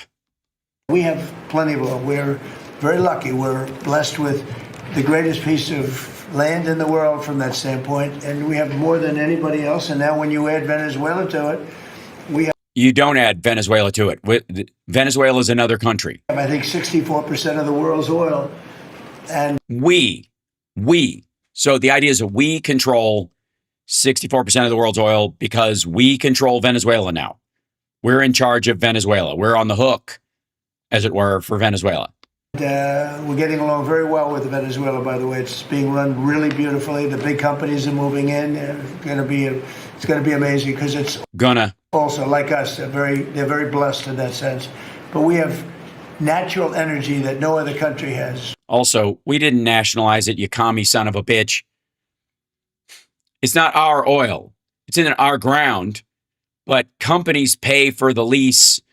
That's the part we get to drill, but they sell it on the open market, and the availability of supply in the entire world is what dictates the price. So if the strait is closed, whether we use oil from there or not, that affects supply, and supply versus demand is what dictates the price. Asshole. We have more than anybody else. So it's really a world problem because most of the world doesn't have. It's a world problem. Because that's a sentence. And we're making it available during the closing. I don't know if you've seen some of the satellite pictures. Boats, hundreds of boats lined up. It looks like, I used to say, the Long Island Expressway with cars. They're lined up and they're coming to Texas, Louisiana. They're coming to Alaska to fill up their boat, their big boat. Some of them are really big, 2 billion gallons. Okay. 2 billion gallons. Right. We'll just leave that there. Also, does that affect the world supply? No. Yay, they're buying it from our companies, but that's oil that won't be used in the United States. That's oil that we're selling to China and Europe and whoever else.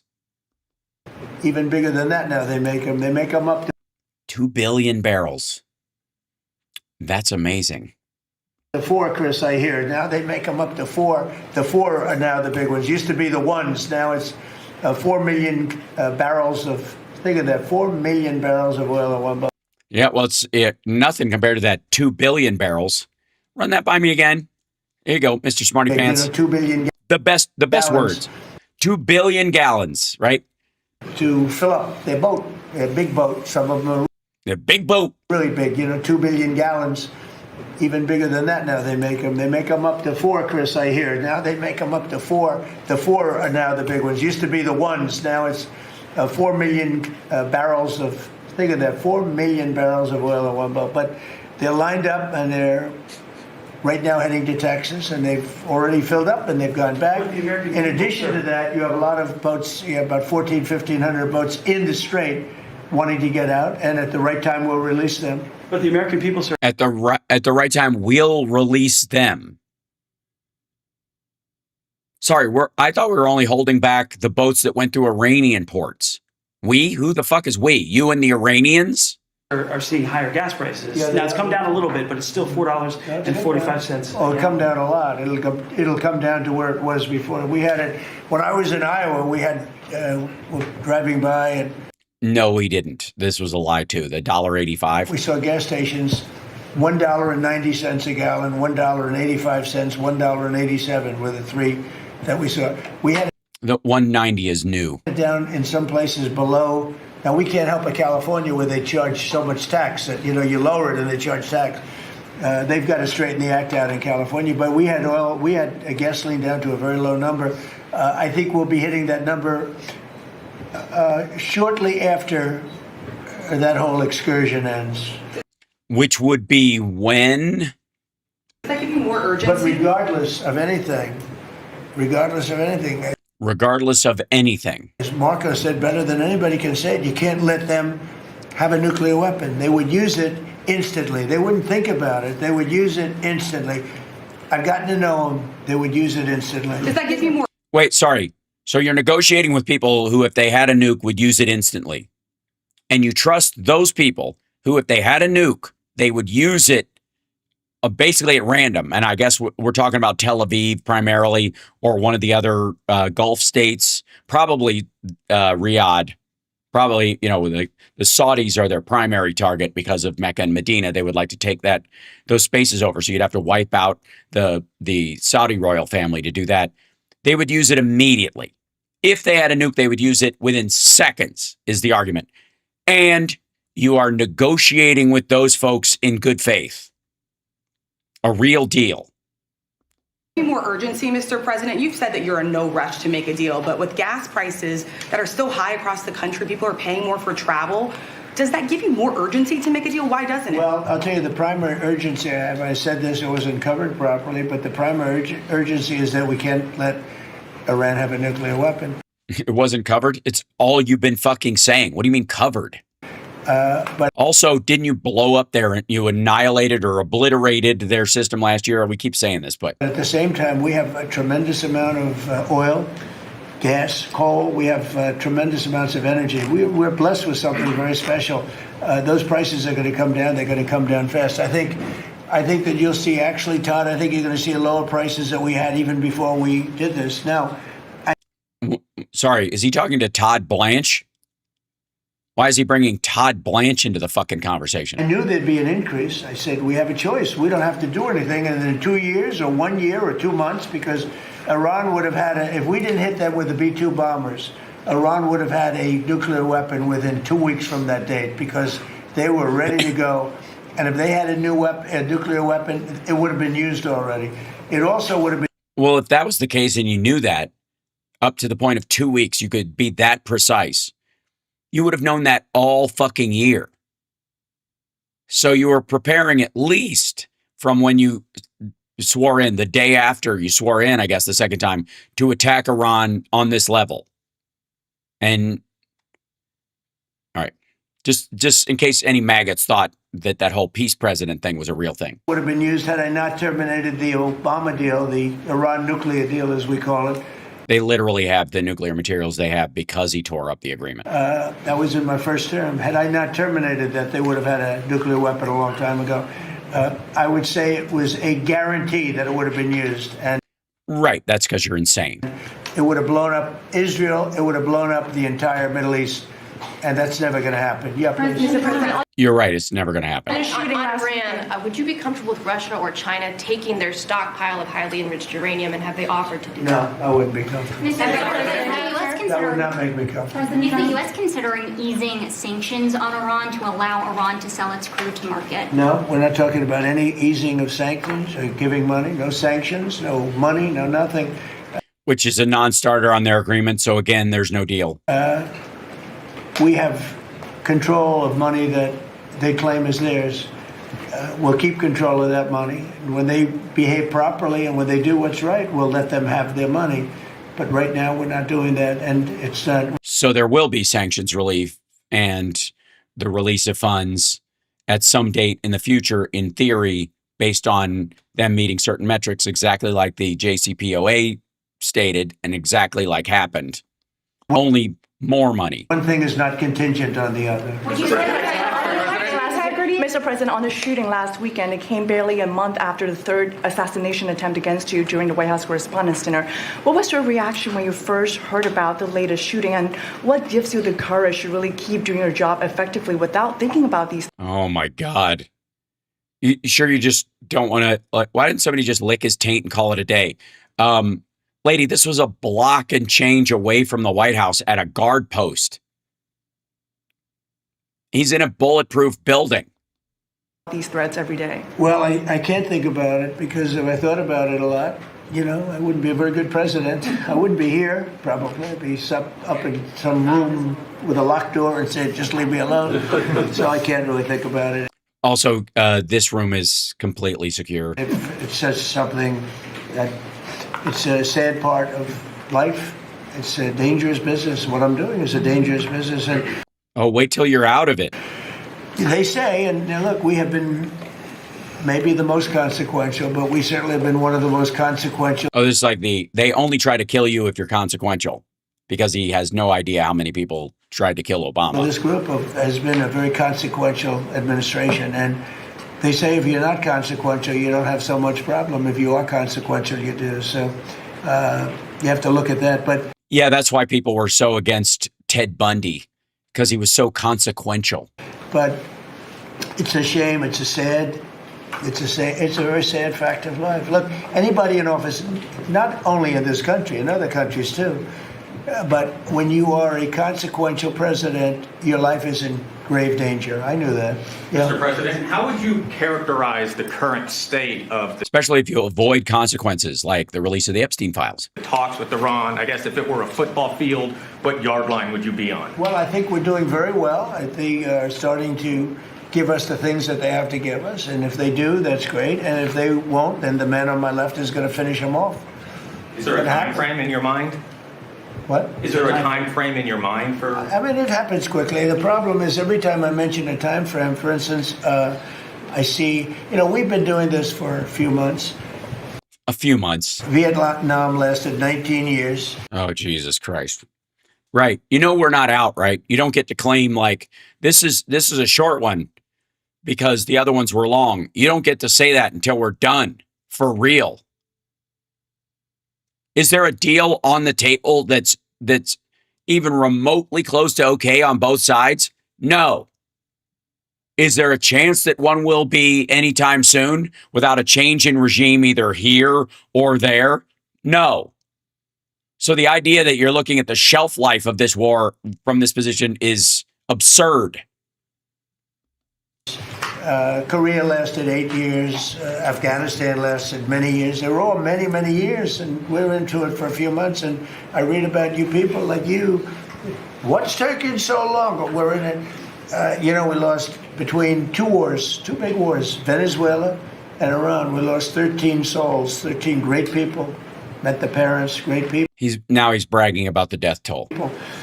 And it's a terrible thing, but 13. Also, we're not done, fuckwad. And also, what in terms of the people that were wounded in us leaving Afghanistan, for example, that was at the end of that thing. There hasn't been a service person lost in Afghanistan since. We're still in this shit. And more than likely, we're going to have boots on the ground to get the nuclear dust, which is, again, the fact that I honestly think it's because he can't say the word uranium. So. Oh, hello there. If you look at the war casualties and the deaths in wars from Vietnam and all that, they lost hundreds of thousands of. It sounds a lot like the beginning of COVID when he didn't want the cruise ship to land. People in numerous of these wars. We're very cognizant of that. We want to lose very cognizant of that. That word is on my mind because I had to take another cognitive test yesterday. We want very few to be injured. We do. We want that in general. I think that's true. We're very careful. But war's war. War's dangerous, but we've lost 13. I saw the Democrats took an ad putting in the 13 people that were lost. And when you look at hundreds of thousands of people that were lost in the Middle East, Iraq, all the different wars we were in, we have done an amazing job. With that being said, I hate to lose 13. I hate to lose one, but we've been very capable. I mean, we've been very capable. Think of it. We took over Venezuela in one day. Okay, no, we didn't. We didn't take over Venezuela. We abducted their leader and handed over the country to his vice president, who is now acting as a puppet temporarily. God knows how long that'll last. Maybe just long enough for them to rebuild the oil rigs and all that kind of stuff and steal it again. We have done a similar job, but we said, well, give them a little chance at the request of somebody that we greatly respect from Pakistan. We've done a similar job. And so it took one day to abduct the leader of Venezuela, and everything else remains intact in Venezuela. And Iran is basically the same as that one-day attack. The field marshal and the prime minister, they've been great. No, they haven't. You want to talk about tapping us along? The Iranians have been parking their airplanes in Pakistan so that they don't get destroyed on our bombing campaigns. It's why they still have a majority of their Air Force still around. Pakistanis are watching over a lot of their stuff so that it's outside the country, and they can move it right back in as as they need it. They asked us, would we pause the war for a little while because they'd like to do so. We'll do that, but we had them beat. They're no better now. We could close that out very quickly if we. No better now. We can do it in a different way. That'd be good if we get everything we want. But we could close that out very, very quickly, and we may have to. I don't think so, but we may have to. Mr. President, ask about the World Cup, if I could. The U.S. spent a lot of money getting the World Cup here and increasing the infrastructure. Does the economic benefit outweigh the cost? No, the World Cup is great. It's the most successful they've ever had, ticket-wise. It's they've never had anything that sold so quickly. It's amazing because it's the United States. What You are don't the think economic of. benefits? I call it soccer. It's just easier to do because we have football and they have two footballs, right? They call it football, but I never. Yeah, it's always difficult to work. I'm glad you figured out a way to work your way around that. Most people never thought they'd see anything like that. The World Cup, it's turned out to be the most successful World Cup from the standpoint of what's happening than they've ever had. Yeah, please. How long has it been? Thank you so much. Rowena Ortiz with Turning Point USA. I have one question for you and one question for Vice President J.D. Vance on fraud. What's your message to the New Jersey leaders pushing back against ICE operations at Delaney Hall? About ICE? Yes. Or about NICE, as I call it, NICE. The NICE facility. I'd love to change the name, call it NICE. They do a great job, and it's all paid for protesters. You can see by the signs. The signs are all made by the same beautiful factory. It's a printing plant. In fact, I'm thinking about using it. They do such a nice job. These aren't because his are also handed out, like they're pre-printed as well. Protesters. These people are fake. They're all paid for. And I will tell you, Tom Holman and that whole group, and now Mark Wayne is so incredible. Mark Wayne, do you want to just respond to that? Sure. We run the finest facilities anywhere in the world of their type. But we just don't want anybody to look at them. We have some horrible killers. We have killers. We have guys that have murdered numerous people in there. Right. And so why are they in an open floor plan warehouse with women and children? If that's true, this is worse. And these are the people they're trying to protect. There's nobody that runs. I would argue they're trying to protect the women and children and the kind of like working class poor immigrants who are here doing jobs. The people that you gave farmers, rich agribusiness and your hospitality buddies the right to do a trust me bro on them. Runs a facility like we do. Mark Wade, please. Yeah, it shows this radical left. You can call him just Mark, right? Democrats' priorities when they decide to go out and protest a detention center where we're housing rapists, child predators, murderers, alongside children, drug dealers, and they choose alongside children. Choose Memorial Day of all the time to go protest something that they say that they're. That it's because they're on a hunger strike when there was only a handful of individuals that was refusing to eat because they want their ethnic group or their ethnic right food. Well, they go back to their country and get whatever food they want. The fact is, we're giving them the calories they want. This isn't Holiday Inn. We're giving sanitation. But for the Democrats and the governor, like Governor Sherrill and Senator Kim and Senator Booker, to go out and do something like this of all the days is very frustrating. And we see Antifa signs are literally out there. So what? The issue itself is the issue. Whatever is is the primary gripe is still valid, even if barnacles show up to try and join in the fight. That's immaterial. Just answer the issue, which in this particular case is people on a hunger strike and families who are in there together, who, according to you guys, are sharing an open floor plan with rapists, child molesters, and drug dealers and gang members. You are not separating rapists from children in these facilities. How about that? How about the primary reason behind this? How about you put criminals in a jail-like setting and families you process in a humane way? And if they have to leave, they have to leave, but you do it in a way that's safe for everybody involved, both the agents and the people that are being deported. Instead of opening up yet another warehouse and putting what you are alleging. And again, it's hard to know if they're telling the truth. And so let's just call bullshit on all of it, because Trump thinks like you could tell from this 9-year-old or this 6-year-old that's being brought across the border that they're going to be no good and a monster when they grow up because they look too much like Eric as a baby or something like that. But the point is, these assholes are all arguing for, let's put women and children and families in a poorly policed facility amongst rapists and murderers and gang members. It's so stupid. All right. The local police literally refusing to respond. They barricade it, not allowing our employees to come in and out. ICE has to go out there, remove the barricade, and then you have one of the senators complain because he got splattered with a pepper ball. I'm sorry, you probably shouldn't have been there.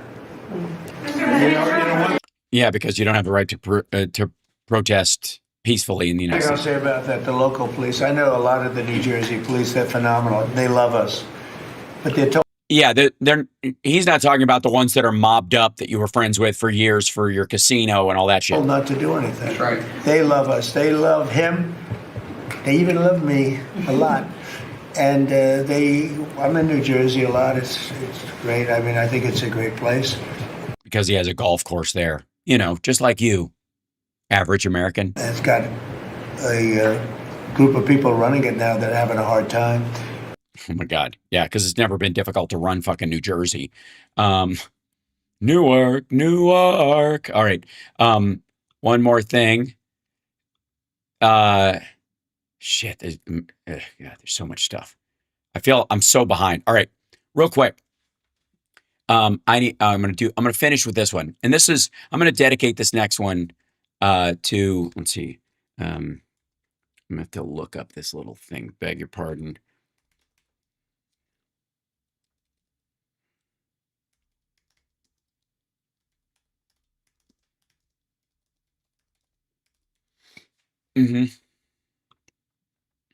So, needless to say, this idea that AI, that there's some belief that they're trying to make AI gods, right? This is one of the big fears in the MAGA tree and in the right-wing panic sphere, is that they're trying to replace God with AI, that AI will eventually be a god, blah, blah, blah, which it will not. Calm the fuck down. And the analogies, though, that are made by people who are friendly to Trump is increasingly religious. And it's almost like they're doing it just to poke maggots and freak them out. And here's an example. This is CBN, the Christian Broadcasting Network. I think the C stands for Christian, although I see nothing in the ethics of the channel that would prove this. Jesus-level technologies. Elon Musk claims Jesus-level technologies, which I suppose he means like a Lazarus project where they would bring people back from the dead. Let's see. Elon Musk just said something about Neuralink's incredible capabilities that's giving some people a little pause. Take a look. And then later this year, we expect to do our first implant for what we call blind sight, where even if somebody has lost both eyes or lost the optic nerve, or perhaps has not even been able to see, has never seen even if they were blind at birth, it will give them initially limited vision, but I think over time, very precise vision, perhaps superhuman vision. Restoring control of people who are tetraplegics and restoring sight, I think, are pretty big deals. Those are what you might call like sort of Jesus level or sort of technologies. Miracles. Miracles, yes, exactly. All right, Billy, what did you think about? Yeah, the Christian Broadcasting Network's going to love Jesus-level technologies. What Elon had to say. I mean, here's the thing, right? I don't know where Elon is spiritually. I don't know if he's a Christian or he's not. So we can't expect that he's going to give Christian language here. But I do think we have to be careful as human beings not to elevate ourselves to Jesus's level. Like Jesus level. Oh, don't worry, dipshit. He's not. He's elevating the technology he's building to Jesus level, which is exactly what you assholes warned against. But it's interesting when it's Elon Musk or a friend of Trump's, all of a sudden it's like, well, we got to go easy on the guy. Level miracles, there's nothing that compares to them. Jesus is Jesus, right? So well said. Thank you, CBN, for existing. Technology that man creates, no matter how amazing it is is going to compare to what Jesus does in the Bible, the miracles that we see. And actually, it might on a material level, because, and it's one of the reasons why Jefferson removed the miracles from the Bible, because they seemed like magic tricks to him. And the idea that AI might find a way eventually for us to create a food to feed the multitudes that is, delicious, nutritious, and satiating and healthful for the human system in a way that stuff we grow or slaughter could never possibly be, is completely reasonable at some point. So turning, two loaves and one fish into enough to feed the multitude is actually something well within this technology's possibility. So of course it is. Also, the idea of bringing somebody back from the dead or keeping them from dying, if they're in a coma like Lazarus was more than likely, is also another possibility. Extending human life beyond its natural, like numeric possibility currently, is another possibility. So of course the miracle parts of it, except for the meaningful elements of it that go beyond the material needs of a human being and to the depth of the human soul, that would be the stuff that AI can't supplant in theory from Jesus. But you assholes don't care about that part. You just think he walked on water, and wasn't that the shit? And so I'm sure he was just giving an expression, a statement here. Yeah, it's whatever. I don't know what everybody's getting upset about. It's try to make a point about how amazing he thinks his technology is. But yes, we understand that that's exactly what he was trying to do. He was bloviating. He was being self-congratulatory and inflating things. He was being braggadocious. We get that, but he was doing it in a way that was saying, I never said we were more important than Jesus, just that we were better at everything. But I think we have to be careful with this. I don't think we should be comparing ourselves to Jesus. That is my personal take on this. Wow. Just so bold. And also, you're always going to get like a weird, at least an eyebrow raise or something worse when you do that sort of thing. So I'm not shocked that people are reacting the way they are. Elon Musk to me seems like kind of an anomaly. Like he's in. You mean douchebag? All of these unbelievable power seats. And I just think that it's important for us, no matter what you think of him or think of his politics, let's be praying for you. And if Elon, you happen to be watching this, know that my family and I, we're definitely praying for you, brother, that you might have ears to hear and eyes to see, which is spiritually discerned, not technologically discerned, that Yeshua is the risen king. But to the idea of Jesus level miracles, Jesus did a lot of miracles, right? Walked on water, fed 5,000. But even the idea of him raising Lazarus from the dead, Lazarus still died later, right? But so he didn't really raise him from the dead. He just he paused like the war in Iran. Miracle that Jesus basically said, fine, I'll give you one. And this is the one I'm going to do, which is the sign of Jonah, which is the whole point of the gospel. The only miracle, well, you know what I'm trying to say, that really matters is the resurrection. I was reading in Acts. Which wasn't his miracle. His father arguably brought him back to life after that, because otherwise he wouldn't have been dead in the first place. Hey, God. Billy. And when they came time to pick the resurrection was technically not one of Jesus's miracles. It was technically a God miracle. Otherwise, Jesus wouldn't have been, if he's still alive, effectively, even on a spiritual sense, all he did was reanimate his corpse for a couple of days, which is creepy. Another apostle, obviously, because Judas did his thing. Listen to what they said with it. Judas did his thing. I want a t-shirt that says that. Therefore, it is necessary to choose one of the men who has been with us, blah, blah, blah, blah, blah.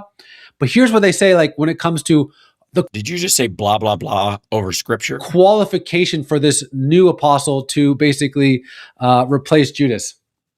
For one of these must become a witness with us of his resurrection. That was the defining thing. The resurrection of Jesus of Nazareth is the... Sorry, so AI should be able to turn itself back on after it's been turned off? That's your standard? All right. Now, why? Oh God, why?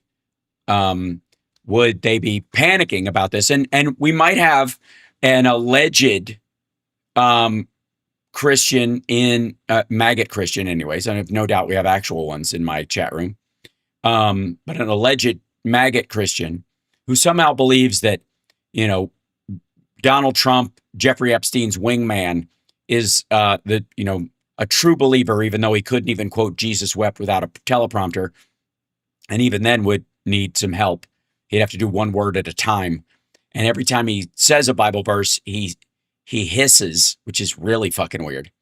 But you would think that they would be a little careful around the conflation of government and science with God, right? Especially in the Trump administration, right? With their deep and abiding respect for all those Christians out there, right? Right? Well, guess again, assholes. Presidential actions, executive order, November 24th, 2025, launching the Genesis mission. Welcome to How to Be Completely Full of Your Fucking Self, Chapter 1. He started this mission. Purpose. From the founding of our republic, scientific discovery and technological innovation have driven American progress and prosperity. Today, America is in a race for global technology dominance in the development of artificial intelligence, an important frontier of scientific discovery and economic growth. To that end, my administration has taken a number of actions to win that race. You're going to win that race? Elvis wants some lemonade. Lemonade. Including issuing multiple executive orders and implementing America's AI action plan. This is the Genesis mission. Christians, do you feel like God won't be mocked? Because I feel like he must be okay with it at this point. Which recognizes the need to invest in AI-enabled science to accelerate scientific advancement.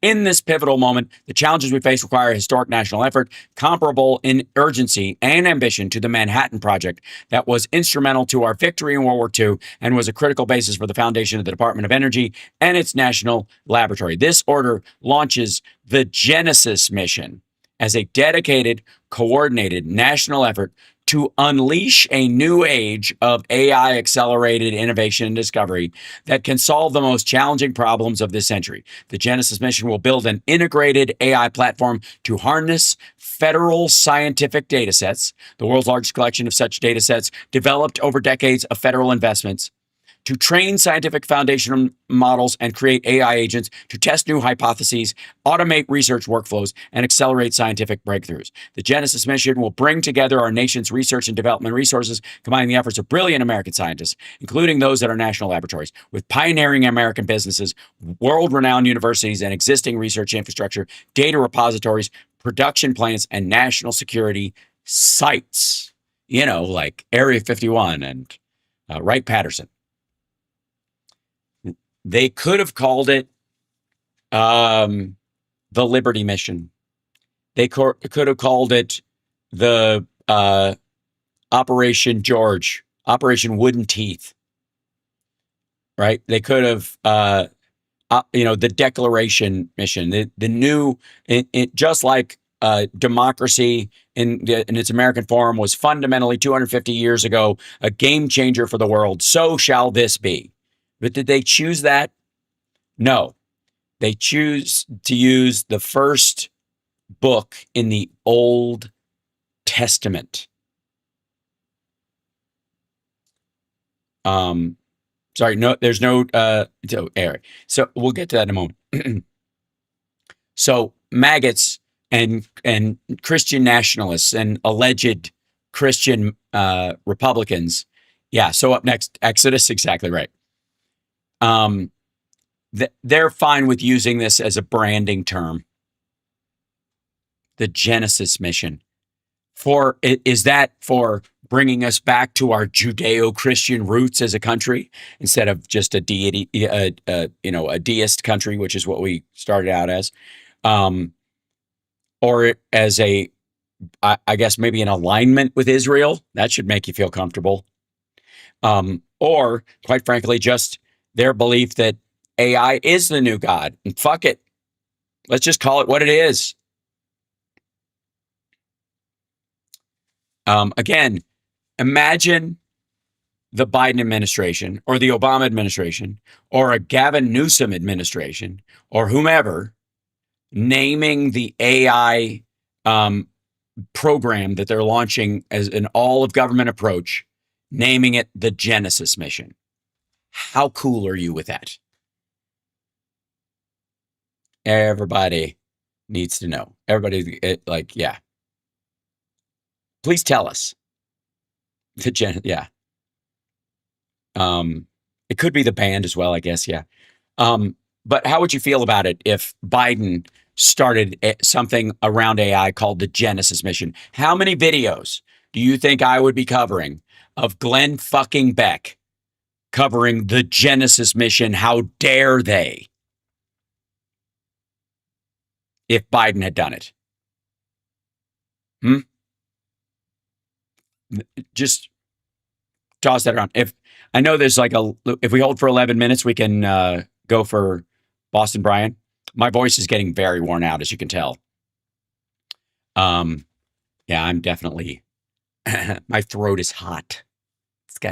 It's heated from all the talking and the singing and stuff. Brought to you by Hyundai, right? Yeah, had exactly atrocious at every game. Yeah. Had Biden done it, MAGA would flip out. They would absolutely flip the fuck out. And they know it. We all know it. Dogs know it. I'm going to put this up here so this you can see. There you go. So can we just stop pretending that Trump has any kind of religious affiliation or belief in God? Or he wouldn't just say religion all the time. Religion. A Hal administration would take care of us all. You damn straight. Even the people who didn't vote for me, because that's the job. Time for callers. Yeah, that's exactly what I need. This is, and again, is hereby established the Genesis mission, a national effort to accelerate the application of AI for transformative scientific discovery focused on pressing national challenges. Secretary of Energy shall be responsible for implementing the mission within the Department of Energy because they consider this the new nuclear bomb, consistent with the provisions of this order, including as appropriate and authorized by law, setting priorities and ensuring that all DOE resources used for elements of the mission are integrated into a secure, unified platform. The Secretary may designate a senior political appointee to oversee day-to-day operations of the mission. And who do you think that's going to be, kids? Who do you think is going to be a part of this?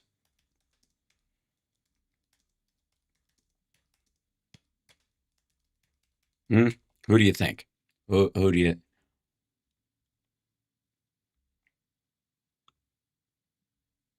There you go. Hold on. You blow this up.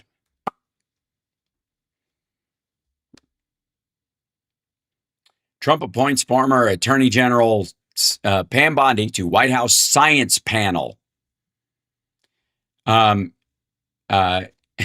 She's been appointed to the panel on science and technology nearly 2 months after he fired her as head of the Department of Justice. She'll serve as on the President's Council of Advisors on Science and Tech, joining several business and technology leaders. Read, getting some good, sweet lobby money. A White House official confirmed. It comes as Bondi recovers from treatment for thyroid cancer.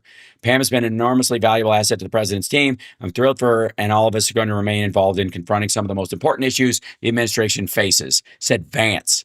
David Sachs, the co-chair of the council, who is equally a dipshit on this issue, says that no one is better positioned to support PCAST and to advise the president on legal and regulatory matters than Bondi.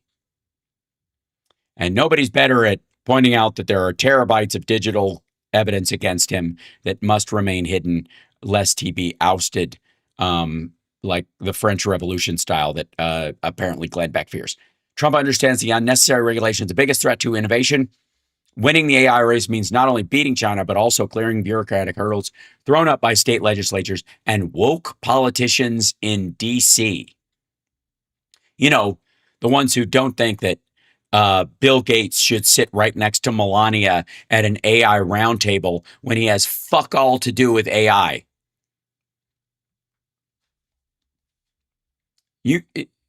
Maggots, do they even touch that anymore? Do the maggots even touch that anymore? That the Bill Gates thing? Are they still considering Trump brought Bill Gates to the White House, and he got pole position right next to Melania when he's literally retired. Is Boston Brian in here with us? Awesome. Also, thank you for JD Christie for the drooling face. I appreciate it. Sticker. And thank you so much. Thank you so much, Ron. I'm here for you, even when my throat feels like it's on fire and I've been talking and singing for days on end. I will rest at some point, my vocal cords. And I will be fine once again. But man, it's getting deeper by the second. It's getting a bit sexy, I think, if I do see so my damn self. I should do some voiceover. Like I do car ads or something right now. Or old movie trailers. In a world, right? I'm getting well within the in a world area of my voice. What's up, Brian? So let's be clear. The allegedly Christian White House formed a program to deal with AI they're calling the Genesis mission. Elon Musk says that his whatever, let me see if I can reload this page, if it'll throw up the thumbnail again. His technology is Jesus level, and nothing from the Christian nationalist MAGA tree about any of this. If anything, CBN is running interference going, it's a turn of phrase. I don't know if he really means it. He's just fucking around with language. He's just playing. Anybody else says it, they're possessed by a fucking demon and they got to be put down. Elon Musk says it. I mean, dude's got a lot of scratch. You're going to keep your mouth shut. Hal do Sulu with that voice. Oh my. Captain. I don't know any of his lines. I should learn some. It's not half bad. And by the way, all of his Jesus level technologies are 3 tiers minimum behind everybody else's. There's a European, I think they're a Norwegian company that's doing their own version of Neuralink way far ahead of what he's doing. They're trying to, create a system where paraplegics and other people have restored motion and those kind of things, or can control a robotic apparatus their body can be in so they can walk again and move and feel and see and all that kind of stuff. And there's that would be a technology that would be completely reasonable. And anybody who's against it, I'm not going to jump in there to let this asshole put a fucking chip in my head. You'd have to be nuts. But anybody who's against the technology in the abstract must also be against, I guess, glasses and crutches, which is effectively what these are. It's like when in Iron Man 2, I think it was, when he was being called before a committee and they said, we want the Iron Man weapon. He says, it's not a weapon. And he goes, what is it? He goes, well, it's a high-tech prosthesis, which is technically what it is. It is a high-tech prosthesis. It just allows you to do something you couldn't do as a human again, or it allows, in the case of like Rhodey, who when he broke his back was able to walk again because of it, or it allows you to do things beyond human capability. But which is a prosthetic. In the same way that glasses or binoculars would be the other version of this, right? Allows you to do those things. But again, yes, not Jesus. These are physical advantages through technology. The same way a car makes you move, or even a horse can make you as a human move faster than you could run. We're not saying, oh my God, look who's playing God now, Mr. Cowboy. It's stupid. All of these technologies are designed to augment humans, first starting with the people who do not have these capabilities, can't see, can't hear, have brain damage or physical damage or spinal damage. And then after that, if it improves on humans and gives us another layer of capability, like telescopes, binoculars, fucking roller skates, have, that allow you to go faster or see farther, or night vision goggles or any of those kind of things, it's no different. The only thing is that it would be relatively permanent. Think how much of a nerd you could be, Hal. You have no idea. How much of a nerd? I already am. So none of this is godlike. All of this is regular standard prosthetics. Some of it for augmentation and some of it to replace lost capability. and this is nothing new for humans. We've been doing it forever. Vaccines are the same thing. If we end up having nanobots as vaccines, it will be the same technology, just a more advanced version.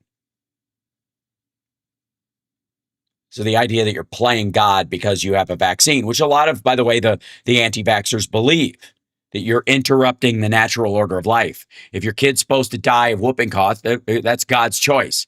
If you give them a vaccine and stop it, you're interfering with God's plan for your kid, even though apparently God wouldn't see that kid being born to you would be a kid that would get a vaccine and isn't going to die from any. That totally caught him off guard. Fucking stupid people.